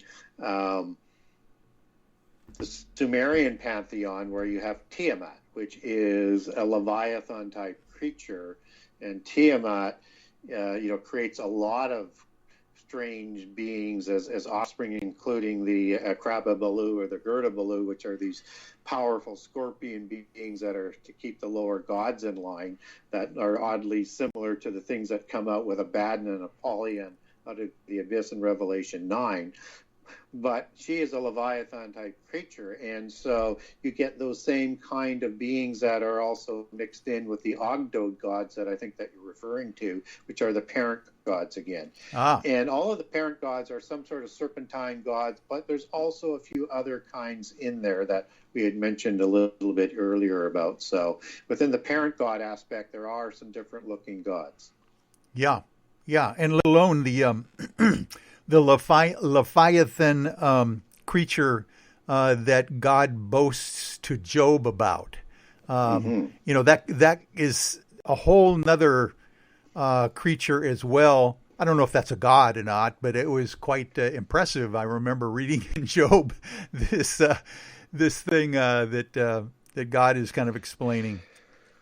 And that type of creature is again in all cultures around the world, and they all have a name for Leviathan, whether it's Lotan or whatever, or Verta, all cultures all around the world. So there's a lot to this Leviathan. And also remember, only one of them was killed, and God promises to kill the other one in the end time.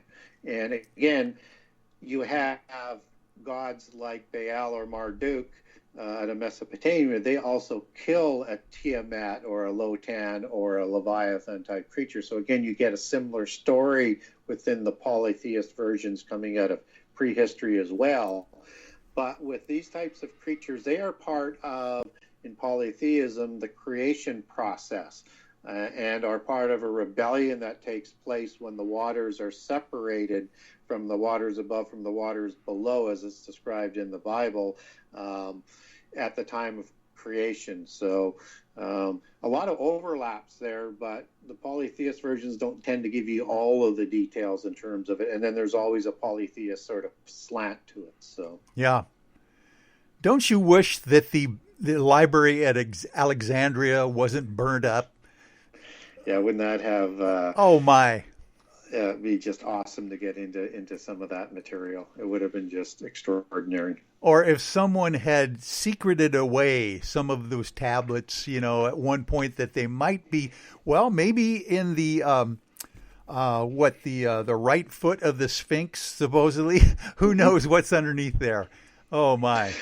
Well, and that kind of segues into another significant part of what my book is about. So when we're talking about prehistoric knowledge, there are two collectors of knowledge, one being the Vatican, which has been around for the last couple thousand years, but there's a more ancient organization that has been collecting and trying to save this knowledge, and were the creators of the library for the most part in terms of the material going in it that was burnt down.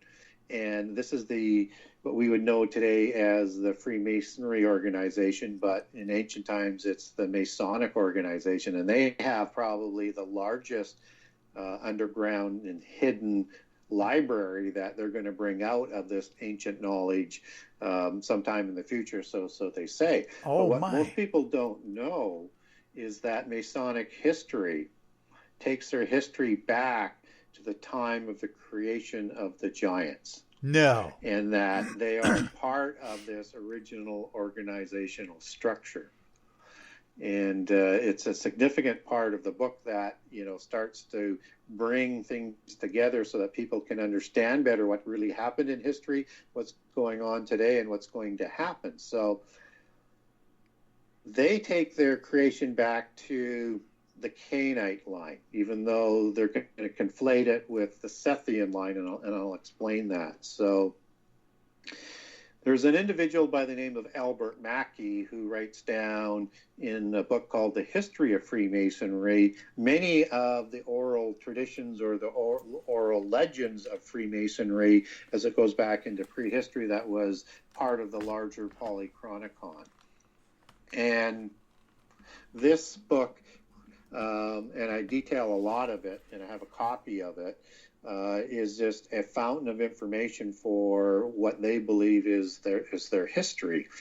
And as they recount history, is they look at what Adam learned in Eden, and then what he learned from the tree of good and evil is the base of a significant piece of knowledge. And this knowledge that Adam learns, he takes with him, and he had to learn this stuff to be an agrarian, because if you look at the details in Eden, he's running orchards, he's planting fields, so he has to have a lot of knowledge, including astronomy and seasons and planting and fertilizing and whatever he was taught. He has this bank of knowledge that he takes with him that includes the knowledge that comes with the knowledge of good and evil that the Gnostics would call the tree of gnosis and extra knowledge. And so this knowledge is taught to both Cain and to Abel, and then later to Seth. But of course, Cain kills Abel and then is ostracized, and then finds a wife somewhere somehow as he goes east of Eden to Nod, which is another rabbit hole. Yeah. I think that's, but I won't go into that right now. Maybe if we have time later in the show, I might. And the first thing he does is he builds a city. And so he has a son named Enoch. Now there's two Enochs. There's Enoch, son of Cain, and then there's Enoch, son of Jared of the Seth line, who also is taught the knowledge by Adam. And Seth is born 130 years when Adam is 130 years old, so sometime later after Cain leaves. And Enoch develops this knowledge, according to Masonic history, into what they call the seven sacred sciences that we know as the seven liberal sciences today. And of course, Cain and his son Enoch, they never forgive God for ostracizing Cain. And they develop this knowledge to lead people away from God, not to honor God for anything, to degrade God, and to honor the pantheon of gods that they now are going to worship, which are the rebellious fallen angels. And these are the seven sciences that are being developed by Enoch that is being passed down the Cainite line. And then by the time of the creation of the giants, this knowledge is going to merge with the illicit knowledge provided by the gods or the fallen angels, depending on which, polytheist or Christian version that you're going to come from, or monotheist version would be a better way of saying it. That's going to accelerate this knowledge that's going to help lead the planet into the flood apocalypse. And it's going to be part of the organizational structure that's going to take place in the time of the creation of the Nephilim, who are going to control the kingship. And this Enochian knowledge is going to be developed into what they call Enochian mysticism, which is the sun-worshipping bull cult that is going to be set up. And as an offshoot to develop the seven sciences, they're going to set up the mystery schools where the secret societies are originally formed. So that's why you have in the Cainite line, as you go down into the lineage that's provided in Genesis, you have Lamech, and again, there's a Lamech of the Sethian line as well, but Lamech has four offspring that are listed. He obviously probably has four, but four notable ones as Tubal-Cain, Nama, Jubal, and Jubal. And it is Jubal who develops the fifth science, which is geometry, and or known as the craft as masonry, and Tubal-Cain is the artificer of metals. These are their patriarchs, as they're described in Masonic history as the creators of the secret societies, but over time, and particularly in the age of the Christian era, they have conflated Enoch, son of Cain, with Enoch, son of Jared, and Enoch, son of Jared, is the one that's taken to heaven. So they make him into a more holy figure. But understand there's two Enochs. They both wrote scriptures, and they both had a big impact on the antediluvian epoch, one good, one evil. Was this, do you think, maybe one of the prime motivations for the flood then? To get rid of that knowledge, the Masonic... Go ahead. In part, absolutely, because, and I'll link that in a couple of ways. So I mentioned earlier about the days of Noah as being a sign for the end times. And so I think it's going to encompass all of the days of Noah. And Noah lived for 950 years, 600 years before the flood and 350 years after the flood. And so I think we need to look at what happens after the flood as well. But because if the analogy is it's going to be like the days of Noah, and I think it's greater than just not expecting the flood and being godless. I think it has to do with all the days of Noah, because that's the exact language that is used by Jesus as to describes the age of Noah in Genesis 9:29, days of Noah. And I think he used that for a reason. And what's important about all of that is that this knowledge is thought to have been developed before the flood to a level that is extraordinary, greater than what we have today, and witnessed by the monuments that they built, like the pyramids or Machu Picchu or other things around the world that we can't duplicate even yet. Yeah. So we're still catching up to that level of knowledge to be like the days of Noah. This knowledge, according to Freemason history, is going to be preserved because they know the flood's going to be coming. They just can't stop it. And so Masons recorded that 36,525 books were stored under the pyramid in 9 vaults of all the knowledge that Enoch had collected and written down. And this knowledge is discovered shortly after the flood by a fellow by the name of Hermes. And Hermes takes this knowledge back to Nimrod at Babel, and they put that knowledge into play, and they build Babel City and Babel Tower and do a rebellion against God, all within 100 years of the flood occurring. And Nimrod is regarded, and well, when we get sort of a understanding of this knowledge that comes out of the Bible in the Babel account, where it says acting as one people with one language, anything they want to do, they'll be able to do. And I think that's a reflection of the knowledge as the building of the city and the tower, because where does all of this knowledge come from, if not from some outside source? And Freemasonry looks at Nimrod as being the first Grand Master of Masonry after the flood. Yes. And writes the first constitution. Oh my. With that, we have to take our last break. Oh my goodness. This is fascinating. We'll be right back on Spaced Out Sunday. Need that weekend supernatural fix? Look no further than Spaced Out Saturday right here at spacedoutradio.com. I'm Stacey Edwards. And I'm John Edwards. Each Saturday night, Stacey and I are going to bring you the best in paranormal, cryptids, UFOs, you name it, and we're going there. It's all about the experience and to share the knowledge with all of you. So tune us in every Saturday night on Spaced Out Saturdays, starting at 9:06 p.m. Pacific, 12:06 a.m. Eastern, only at spacedoutradio.com. I'm feeling a little spicy tonight. What to do? Why not get Bumblefuck? 4 million Scoville units of pure hard rock. Bumblefoot hot sauces come in 3 flavors. The burning Bumble.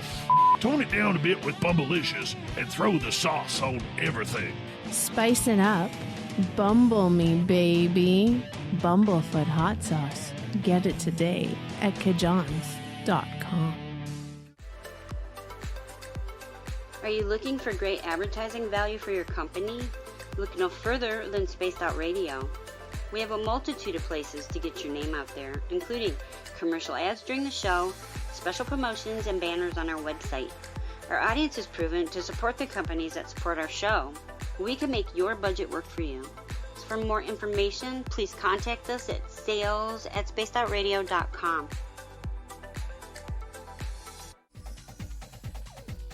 Hey everybody, the SOR Space Travelers is open. For just $5 a month, you can hang out with Dave and our crew privately in our members-only section. With your signing, you'll receive newsletters on what's going on with Spaced Out Radio. You'll have direct contact with the host during the show in our chat, live streaming videos, and a great forum for your posts and more. Become a space traveler now at spacedoutradio.com.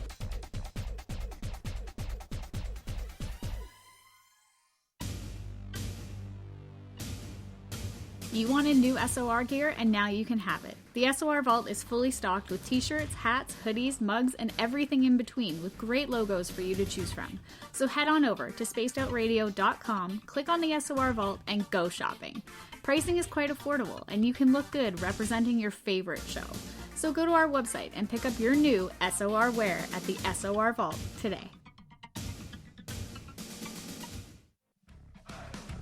Are you addicted to the woo? Good. Me too. This is Dave Scott, and you can woo it up with me every Monday through Friday, starting at 9:06 Pacific, 12:06 a.m. Eastern, for 3 hours of great entertainment in the subjects you love. UFOs, ghosts, cryptids, intuition. Yes, we hit it all 5 days a week. Look for us at spacedoutradio.com, where together, my friends, we own the night. At spacedoutradio.com, we are keeping you up to date on all the news with the SOR Newswire. Captain Shirk leads the team that is bringing you the news of the day and exclusive stories on everything paranormal and supernatural. It's free to read, it's updated daily, and it's right there for you. The SOR Newswire is a one-stop shop for the news of the day. Check it out at spacedoutradio.com today.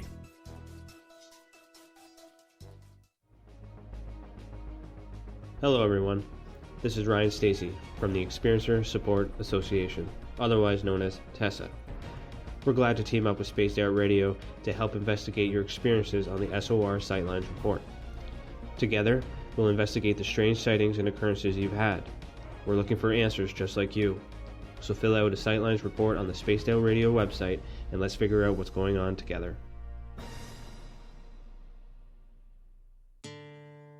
Hey Spaced Out Radio fans, it's John Resig, founder of the Chive and Chive Charities. Our goal is to make the life of veterans, first responders, and those with rare medical conditions 10% happier. We do this by donating one grant item, ranging from vans to therapy programs to prosthetic limbs, to those who need it most. To contribute to Spaced Out Radio's official charity, head over to chivecharities.org and become a donor today. Hello, this is your guitar man, Ron Bumblefoot Thal, and I have to tell you, I love the response I get for Little Brother is Watching from Spaced Out Radio fans. It's amazing how music can inspire and make people think deeper about what's going on in the supernatural world. You can head over to my website, bumblefoot.com, to check out my music, my guitar workshops, my touring, even check out some of the hot sauces that I'm working on. And make sure you keep on listening, because with Spaced Out Radio, you know Little Brother is watching.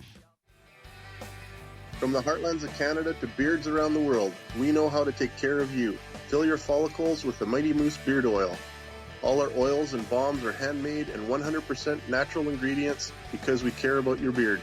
And hey, use the promo code SOR2019 and get your Mighty Moose Beard Oil today. You can check us out on our website, mightymoosebeard.com.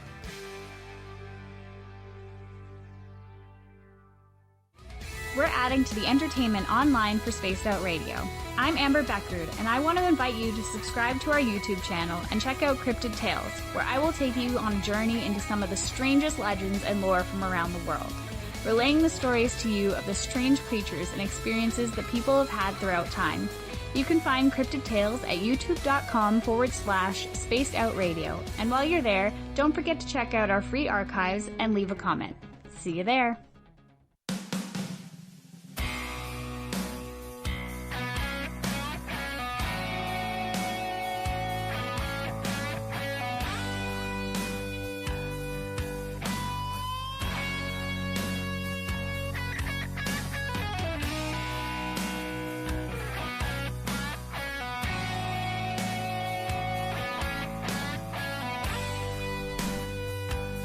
Well, we are back, with the last half hour of the show. Oh my gosh, Gary, this show has flown by. I don't know about you. You're probably exhausted because you've been doing most of the talking, but I am fascinated with this subject matter that we're talking about today. Matter of fact, I was just going a little bit of a Google search during the break there. The history of Freemasonry that you mentioned, that book, did you say that the author was Albert Mackey? Is that correct? Correct. Okay, good, because I wanted to make sure that I checked that one out. That's not a very expensive book. It's about $14. No, it was written in the 1800s. It's well worth reading and to have, because you start to get a sense of the long history that Freemasonry, or Masonry as it was known before the modern version, is. And then when you understand where it sort of fits in with the religion and the mystery schools and the kings and where all the elite were educated through. Yeah. All of a sudden things start to make sense, and then you start to say, well, are they connected still today? And of course the answer is yes. Oh yeah, you definitely. I've got to admit, my grandfather, I think my great-grandfather also, my great-grandfather went to West Point, played football at West Point. My grandfather was a state patrolman in Everett, Washington, and my father, they were all Masons. I'm not. I had never, it's kind of a strange thing. They really don't recruit, as far as through family lines, as far as I can tell, because I was never pressured at all to look into that, and I never did. But I've always been fascinated by the stories. Being the paranormal lawyer, you got to be fascinated with a lot of stuff, and that was one of them. And I just could not understand my father's and my grandfather's and my great grandfather's fascination with that, because they didn't share it with me. Yeah, and they're not supposed to share it with you unless you're part of the fraternity. And but there's a lot of people who are part of Freemasons who are adepts or the 3rd degree York Rite or 33rd degree Scottish Rite, and they don't know all of the secrets. They benefit from being part of the organization, but they're not really part of that adept class. So, and that's the majority of the people. But you still have to be invited to join them. So there is some sort of connection as to who they're going to invite to be Masonic, and typically it does run within families. But as you say, there's not this sort of straight line consistency as who they pick and they choose, right? Yeah, obviously. I think they probably realized maybe when I was a young kid, I was way too maverick. I would have just gone nuts. If I'm asking these weird questions in church, I'm going to ask a few questions if I'm a Masonic member, I'm sure. Yeah. But my sister-in-law is a daughter of somebody who was an adept that ran the local lodge. Oh. And so, and she said essentially the same thing. She's not a Mason, and I'm not even sure any of the children are Masons, but they either seem to recognize or are looking to see if there's an interest from the offspring to sort of go in that direction. But yeah. She said, unless you are really showing an interest to show in that direction, they're not going to, sort of lead you to join the Freemasonic Lodge. Fascinating stuff.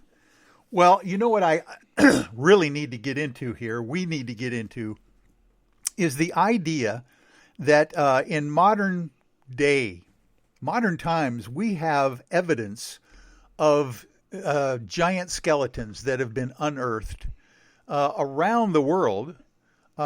More specifically, I have an example that I want to bring up from the 1950s. But you mentioned that Goliath was, around. I've got my little notes here from the internet, but they said that Goliath was maybe 10 feet, 6 inches tall or so, around that area. King Og, Og, king of Bashan, was 12 feet tall. But At then, least 12 feet, yeah. Yeah, and then there was in the 1950s a skeleton that was 15 feet tall, unearthed in Turkey. Yeah. And you get some of those records, from Mexico, Texas, of ones that are that large. I mean, that's a little bit unusual, but in terms of what the modern records are, but it's not unheard of, that's for sure. Yeah, because you hear all sorts of stories about the Smithsonian Institution coming and spiriting away these finds so that people they're not shown, they're not publicized, and they seem to have happened multiple times in the 1800s and in the early 1900s as well. Yes. And the Smithsonian is an interesting organization in terms of how they came about. And I won't go too far back to make the point, but just to make a quick point. So you have, after the fall of the Templars, which is the modern organization of secret societies, that sort of is that intersection. After the fall of the Templars, they're going to make sure that it's not going to be as centralized as what the Templars were, so it's not so easily taken down. So you have many organizations that are going to be created, including the Rosicrucians, which are the first one and are higher than Masons. But Freemasonry is going to be created from escaping adepts from the Templars that travel over to Scotland under the protection of Robert the Bruce, who was excommunicated at that time for killing his rival in a Catholic church. So he's been excommunicated by the Pope at that time. And the Sinclairs are going to offer the money, and they're going to be the founders of Freemasonry from the surviving adepts. And then Robert the Bruce is going to create a Rosy Cross Society for these adepts in the 1320s. And so this is the age of the Rosicrucians and the Freemasons, and you're going to have other organizations like the Illuminati and the Jesuits and all these other ones being created. But to narrow it down, the Rosicrucians and Freemasons create the Royal Society, or the Invisible College, in 1660, with the charter being issued by King Charles in 1662. And what's interesting about that is they describe themselves as the last of the sorcerers and the first of the scientists in that transition. And this is the start of the modern development of the seven liberal arts as we know it today. And so it is the bastion and beginning of education outside the Catholic Church, of science being developed in the universities, and all sort of organizations still pay homage to the Royal Society today. Smithson, who the Smithsonian Society is named after, was Rosicrucian and member of the Royal Society, and when he died, he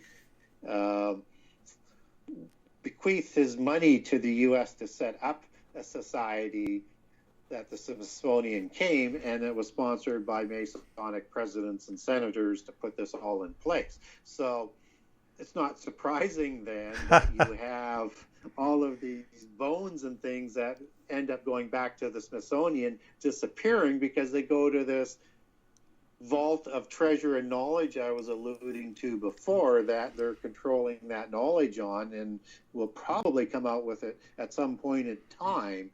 But right now, they're just controlling it. Oh, my word.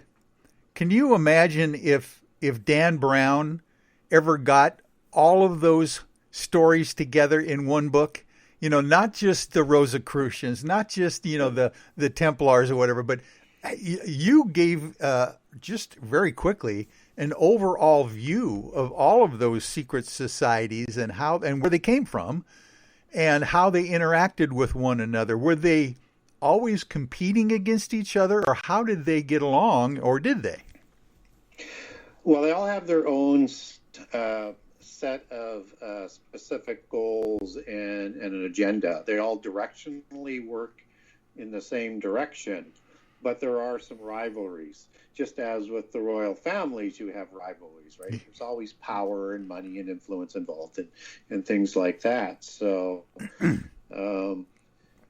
the Royal Society, obviously their agenda is to control science and education and to lead people away from God, which they do very well with secular science. People just don't know the wizards that are behind the curtain pulling the strings on this thing. So the Rothschilds are created. They were the Bauer family out of Germany. They changed their name to the Rothschilds when they set up the London Bank in about 1812.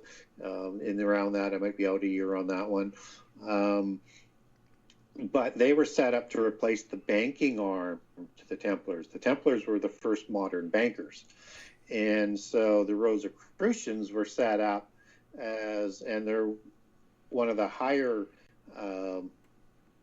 Masonic orders, let's just put it that way, without getting into too much detail and sidetracking people on how they're made up. But they were responsible for continuing the pursuits of thought, the development of the knowledge, keeping the religion in place, and to sponsor the entertainment industry, even back from when they were created after about 1188 and before the fall of the Templars, to sponsor the writings and the stories of their history and their allegories that are encoded, that has their genealogies and belief systems that dominate entertainment today. And the Illuminati was created to establish world government and destroy Christianity. And the Jesuits were set up inside the church to become the new Templars and to get control of the banking and to transition the Rome completely over to be the new Babylon, which was the Templar dream. So my point is that they all have their own objectives. And even though they're maybe stepping on each other's toes once in a while, they're all working for the same new age, or as Francis Bacon would call it, and he did in his book, The New Atlantis. That's what they're trying to set up. And again, that Atlantean allegory is all important, because in the New Atlantis, you have this religion that they developed that they called Theosophy, which comes out of Gnosticism and has been sort of branched off into the New Age movement at the time of the revelation of the aliens, but nonetheless the same religion, just different names. It's the religion that was designed to bridge science in the end time and to work in harmony with science, as opposed to the Christian religion that doesn't work in harmony. And what's important about that is that this allegory of Atlantis, as we talked about early on in the show, Poseidon with a human female creates 10 Nephilim kings, which is the helm of world government. The New Atlantis is this utopian world government with this world religion. And in Daniel and Revelation, you have 10 kings, 10 toes, 10 horns, which is going to be that end time empire that they're trying to put together. So directionally, that's what they're trying to do. Oh, my word. How do you think this whole idea of aliens visiting our planet fits into this scenario? Do you think that we've got off-planet visitors that periodically check on us, or have even created, a hybrid group of us here on the planet? How does this work in your scenario? Well, I do know that the aliens are going to be part of the end-time deceptions and part of the pulling together of the world to form one world government so we don't destroy ourselves from the face of the earth. And typically in all the literature, that's what happens. So whether it's in Star Trek or Babylon 5 or any of the science fiction movies, is once we know aliens are confirmed, we all get our act together and save the planet and save ourselves from our own destruction. But who are the aliens in the mythos? Are they actually from other planets? It's certainly one possibility, and that's the way the mythos tends to go. Some people in the Christian community think that aliens are fallen angels and or demons, and that could be part of it as well. It could be that, as a third leg, is that the aliens are a bunch of these beings that were created by the gods before the flood, and again shortly after the flood, that had all of this technology and knowledge that we were talking about, that was a knowledge greater than what we have even today, because we're still catching up to them, and that they had the ability to go interdimensional through portals, and that's where a lot of the spaceships and things sort of come from, or somehow disappear into mountains, as you were talking about earlier in the show. And so that's another possibility, or it's kind of some of all of it. What we do know is that there's more going on here than just, some badly written down accounts. There's obviously something going on, and the Catholic Church is preparing to baptize aliens and actually believe in aliens. And of course, they're that second bank of knowledge that I was talking about, them and the Masons. So they know a little bit more than the rest of us. So I think we're going to find out that these beings are going to play a significant role, whoever they are, in the end time. But I also think, when I said some of the accounts, that I think some of them are going to be part of the beings that the fallen angels saved, certainly from before the flood. And with those reptilian beings that we were talking about, that could be some of the Nakash, right? Because there's always a reptilian remnant in the alien mythos. And then you've got like these little gray aliens, which is another interesting point, because, and I put a couple of these accounts in my book. So in the Nephilim mythos and allegories, you have the fairy mythos and legends. And you've got 4 different classes of fairies. You've got these fairies that come from other planets, and they're the angels, and they create with human females offspring, which are the demigods, and these are like the Tuatha De Danann, the fairy people as they were known, and they were giants.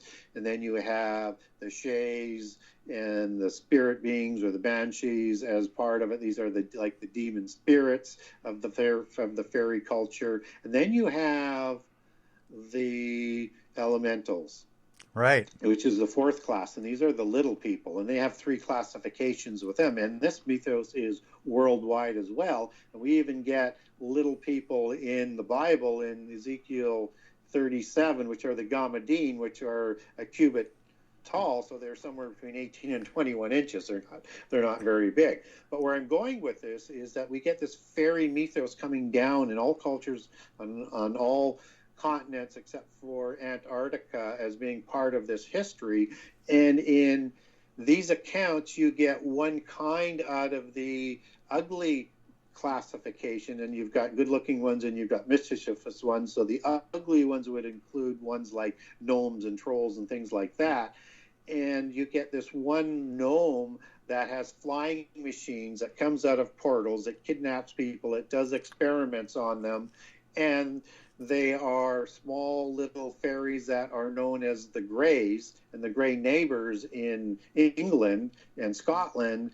And if you didn't know that this was, and I put it word for word in my book, if you didn't know it was a fairy encounter and kidnapping, you would swear it was a Grey alien description and account. And I wonder whether or not that's part of the alien mythos. So I think that's all sort of coming together in the end time, but I would certainly look towards these things being more interdimensional than intergalactic. Yes. You know what? I you just hit on a point right there that I literally have received. I don't know if you've heard this Admiral Wilson smoking gun UFO memo of the century that Richard Dolan has analyzed. I was one of the people involved in the very beginning of that leak of that document. And when I first got that document, the thing that struck me immediately was the fact that in this supposedly memo that was done by a high government scientist, Eric Davis, interviewing the J2, Joint Chiefs of Staff, Second in Command, Thomas Ray Wilson, they actually say that they have a working spacecraft that can travel through interstellar space. this was a captured craft, not one that we've created. Interstellar space, our atmosphere, underwater and through dimensions. They're mentioning that in this government supposedly document. And of course, Jacques Vallée, the grandfather of ufology, I like to call him, mentions that as well. He would be very surprised if aliens just turn out to be visitors from another planet. It's got to be more than that. Extra dimensional, maybe, all that kind of stuff is just fascinating. Well, and interdimension and portals are part of this polytheist history that's part of the secret societies as it comes down through history. So it is something that I think that we should take seriously. And even where the abyss is located, a lot of people say, well, that's in the underworld and in the earth, but it may be, it's probably more likely in a different dimension. And we're just now in the last 40 years or so really understanding what interdimension is, and we're just now developing quantum computers with the quantum mechanics as a platform to be able to look at interdimension. And again, I think all of that is just saying that we are catching up to the level of technology that they had in the past, which makes sense if you had fairies, which are seemingly the gray aliens flying in spaceships coming through portals. It all starts to make some sense. Oh, man. Gary, I tell you what, I feel like I've just ran a mental marathon trying to keep up with you for the last 2.5 hours. Thank you so much for being my guest on Spaced Out Sunday. We have got to have you come back just to continue on our discussions, let alone discuss more about your book, The Genesis 6 Conspiracy, all 98 chapters of them. And they can get that on Amazon, I'm assuming, right? Absolutely, or Barnes & Noble, or they can go to the website if they want a signed copy. And on the website, they can link over to Amazon and or Barnes & Noble and or over to the Kindle for a digital version. And tell them your website again. The Genesis 6, that's Genesis6conspiracy.com. That's Genesis 6 with the number 6conspiracy.com. And if you wanted some of the information on some of the documents that I mentioned earlier, you want to ask me a question, there's an email on there. Get a hold of me. If you want a document or want to ask me a question, I will get back to you. Oh, man. Thank you, Gary, for an enlightening show tonight. And I hope you had half as much fun as I did.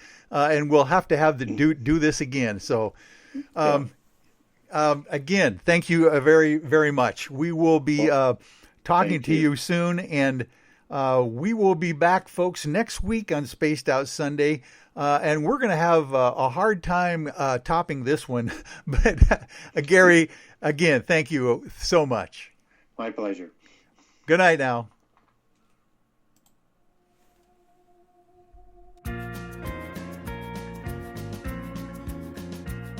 There once was a man who had some land in eastern Washington. And on his land, this man, he had a deep, dark hole or pond. People came from miles around to throw their trash down in to see how deep the hole was and listen for its end.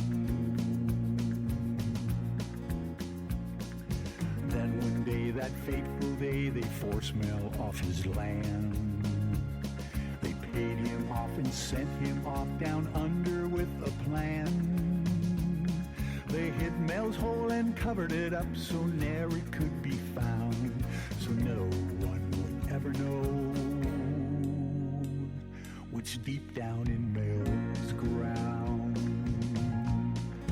Yippee-yi-yay, yippee-yi-oh. There's no bottom to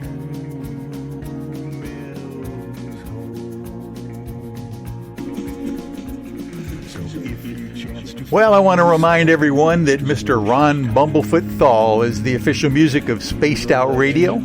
rocking us in and out of every single show, and you can find out more information and his music at bumblefoot.com. And a special thanks to everyone listening in at home tonight, on your cars, at work, and in the chat rooms, wherever you are around the world. Remember, this show is currently copyrighted by Spaced Out Radio and SOR Media Ventures Limited. Thanks for sharing your evening with us, folks. Because together, my friends, we own the night. Good night, everyone. We will see you next Sunday.